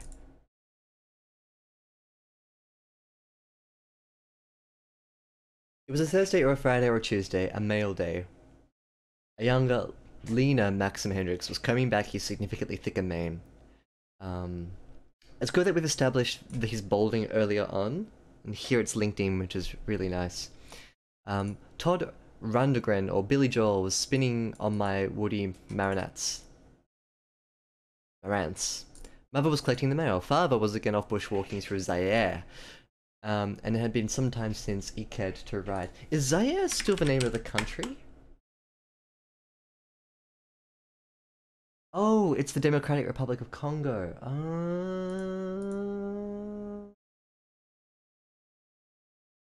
Mm, that is a very, very nice historical reference there. Zaire existed between 1971 and 1997, so it's still called Zaire at this point in time. Nice.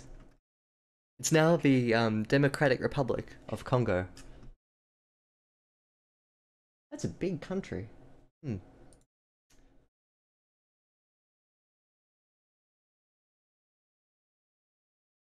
That was from Wikipedia, by the way. If I'm looking over here, this space here, that's my screen where I look up facts and pretend I'm very smart.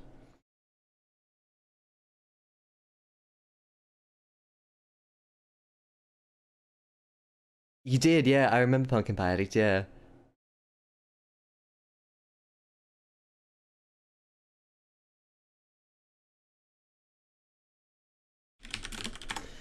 There is, however, something called fair use, which you're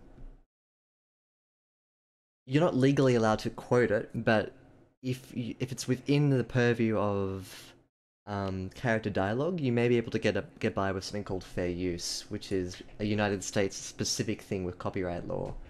Um,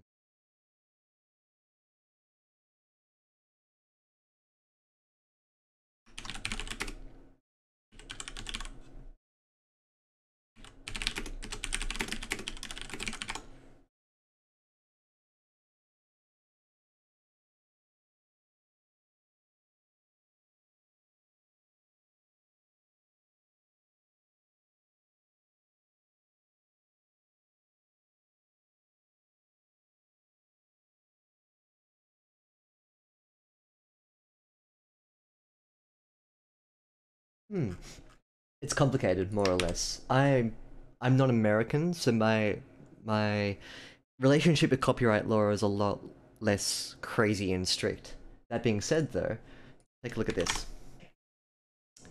I mean, that this isn't legal advice. This is just a primer on um, what is and isn't maybe acceptable to use for lyrics. Oops, I just clicked it open. Hello, there we go. Um,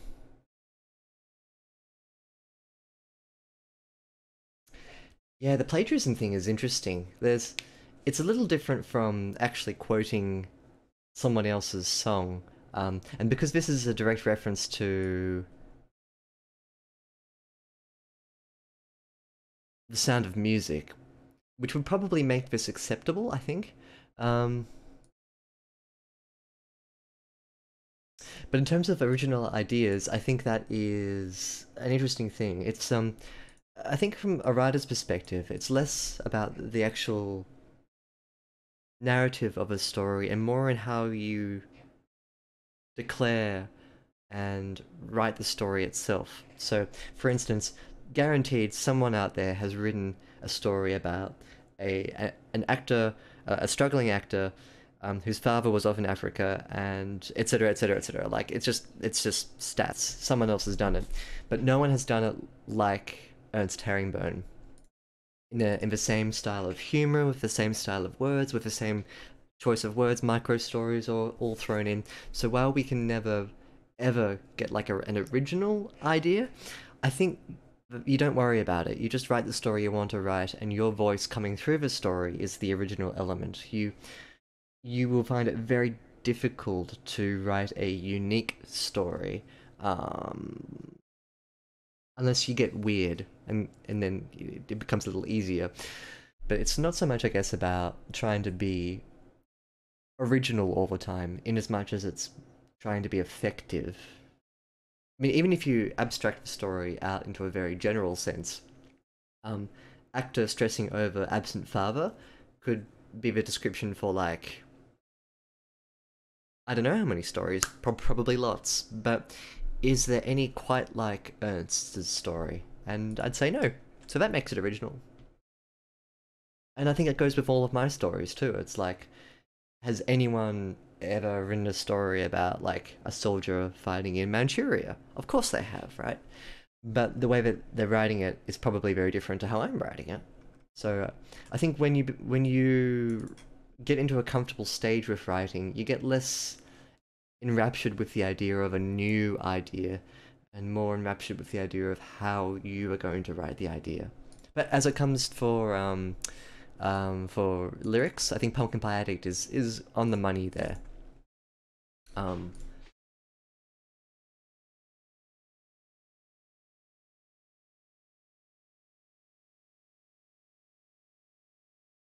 there you go. Smash those ideas together. Exactly. Hmm.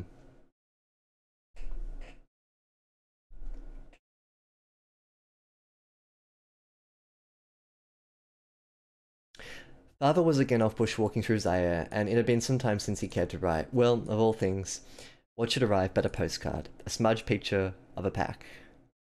Um, yep, I think that's good. A smudged picture of a pack. I heard a murder. I really like the developments. Contemplating the Congo River, decorated the pretty side. Um, get rid of that. You don't need it. The other side simply. The reverse side simply said. Side simply said, it's a little thick. That's okay. Hello, sorry, Mr. Hendricks has died. We burn him and put in Congo River. See beautiful picture of Congo River. He take photo. God save the Queen, Augustine. It's kind of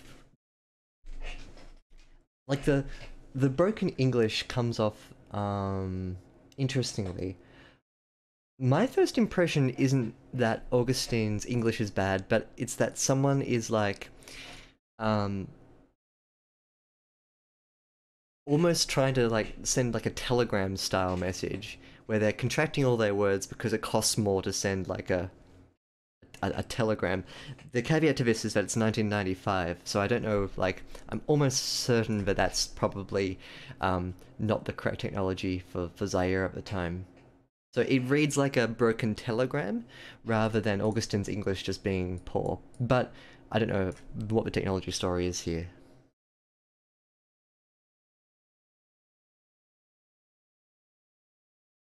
I think it's fine. Um, if it's the technology shortening it. If it's a letter though, I don't know. Maybe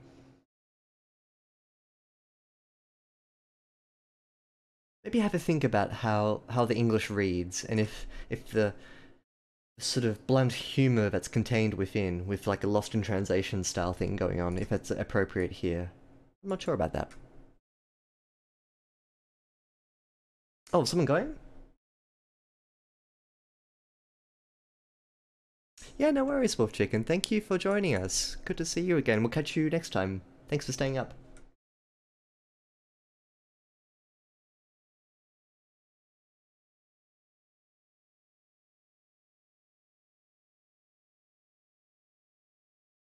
I think TTLACC, it's intentionally...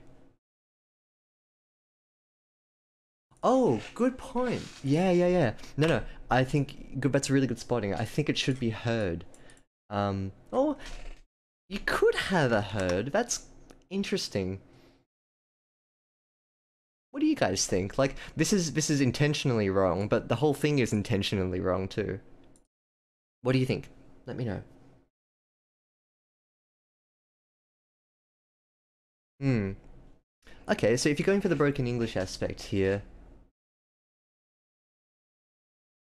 probably probably the best thing to do is to... How would you want to mimic broken English without it coming across as, like, parochial? Maybe the best thing to do would just be to listen to the way people speak from the country. Just fire up a YouTube video, listen, try and get like a handle on the cadence, the kind of words that are being used. Go from there, I guess.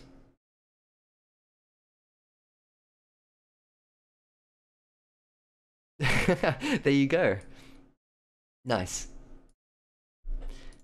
It's a fine line, I think, between authentically broken English versus like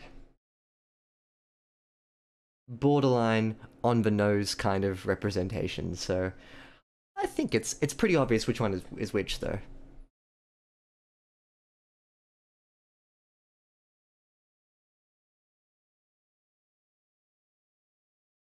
Hmm. I just want to be answered. See, that's a difficult mixture. It's both broken and dry. So getting both of those elements across is difficult. I think you've actually done a pretty good job of it. Um, so I don't really have more to suggest there.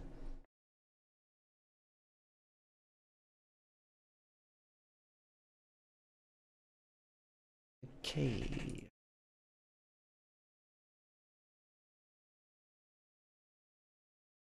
And that was that. The return address.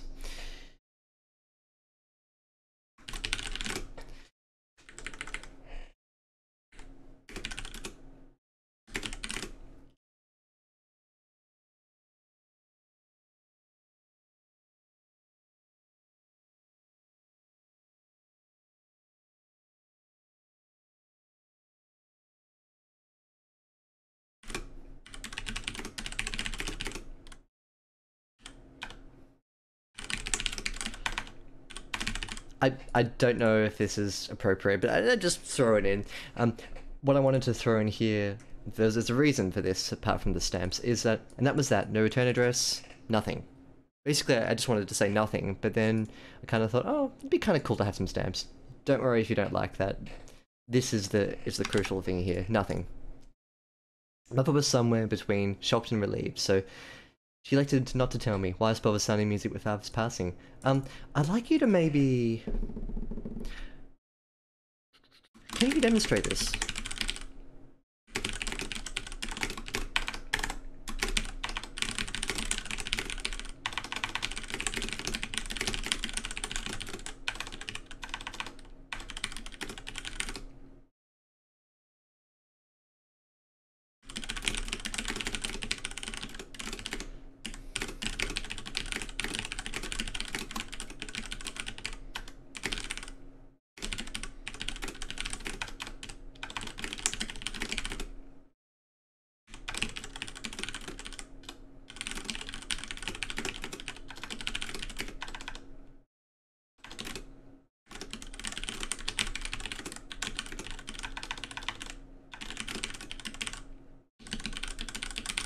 So something like this.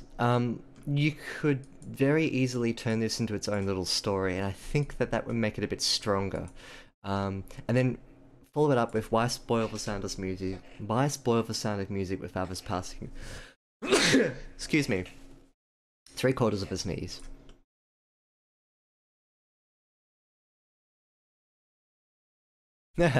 Nice. Yeah, good. You can intentionally mispronounce words and miswrite them. I like a herd, and I completely didn't pick up on the fact that it wasn't the right word. That was really good spotting. Really good spotting by TTLACC. I like it there, actually. And so off we went. Fancy dinner and all, and I was none the wiser. In fact, Mother was oddly perky as she twirled her bolognese. Part of the reason why I want this here, also good to establish that, or just reinforce that the MC was none the wiser. And then finish it off with why spoil if I was passing, which is a really great way to end. The sound of music does that to her generation. Nothing more romantic than Nazi occupation. Anywho, curtains up. Maria pulls. Anywho, curtains up. Maria among the hills. Pent-up nuns. Bratty children. Miley's favorite things. George opposes the romantic Nazis and marries Maria. Lonely goat herd. Elderwise. So you got colon with list items here, that's fine with the semicolons. Then Maria and George are running over the hills, hand in hand. Suddenly Mother is in tears. Ugly, snotty, throaty tears, followed up with yodeling wails, yolelu. The whole audience is witness to an entire marriage of agony dripping out through Mother's nose. So good union here of haha union, ha. But like you've got the theme here so neatly tied together. It's really good. Dripping out through Mother's nose, and her clueless son having no more suitable hanky than a couple of ticket stubs.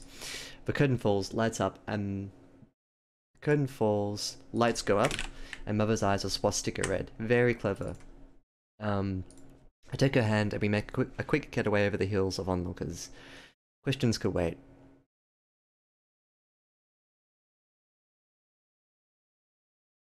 It wasn't until we were descending back to our car park, the elevator alive with the sound of music, that she pulled the postcard out. So you want to say that she took it with her here.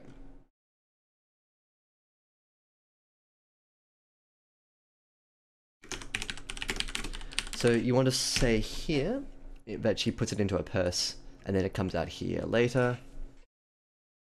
I first noticed the smallest elephant, a baby with a giant chunk missing from its floppy ear. Turn it over, sniffed Mum. It all made sense, but surprised, no. It felt almost overdue. I still wonder, if it were his comeuppance of being a few shades too ivory for the times. Malaria, heart attack? No, not adventurous enough. Only Augustine, whoever he may be, knows the truth. And I think that refers back to the story in between this one and the one before it, which is told from the point of view of not Augustine, right? But he's the Zaire adventurer.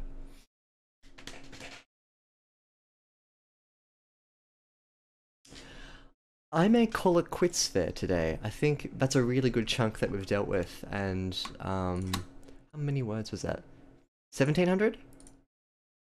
Oh, 1500, but still, yeah, we've worked through a lot, I think. And dealt with some really good things here. Yeah, exactly, read it with me if you leave Augustine. Yeah, they did, didn't they? That's crazy quick how quick the time went. I would like to continue this on Thursday. I think this would be really cool to work through. Thank you, Ernst, for sending this over. I've had a blast writing it. I'm writing it. I've had a blast reading it, editing it, working through it. I did not write it. But honor goes to Ernst Herringbone. So yeah, thank you for sending it over. Having working the Lamb wants to go through. Please, for the love of God, no more Outrider SG stories. No, it's not like that.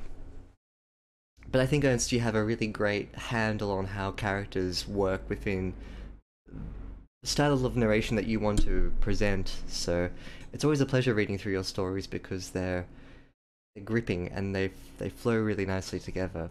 It's just a different kind of edit, I suppose, as well. It's less about picking apart the lines and more about thinking if the ideas flow together in a non-janky kind of sense. Yeah.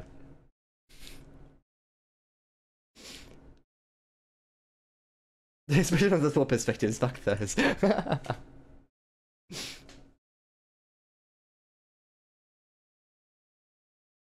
Actually, I don't think I've ever seen a story from TTLACC. Um, if you've got something that you want me to take a look at, please feel free. And that goes for anyone else too. Even Outrider SG. Whose stories I love editing too. Everyone's got a different sort of style of writing, and I think we're all writing different things as well. Like if I think about the stories that Naz has written, Sayaka has written, Ernst has written. Ooh, I put a space in there somewhere. Undo that. Nope, I didn't. Good. We all write differently, which is really nice to see. That variety as well helps us as writers to, I guess, be exposed to different ways of thinking about how our stories operate. And so I think for everyone to look at Ernst's story, for instance, which has a very strong and distinctive style and a voice, it doesn't mean that you have to mimic it though. It's just about understanding how a story can operate, and if you can, in your own writing, incorporate different elements of that.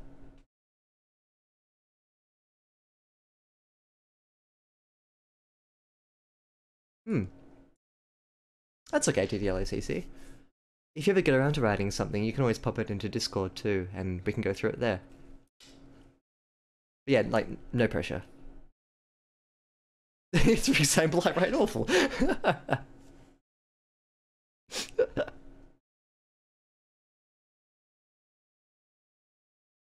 Oh dear. Alright, thanks guys for joining. Always good to have you on board. Always good. Yeah, thank you for your comments and really great suggestions. We'll be back with this story on Thursday. And until then, let's have chats in Discord. Yes. Alrighty. Take care.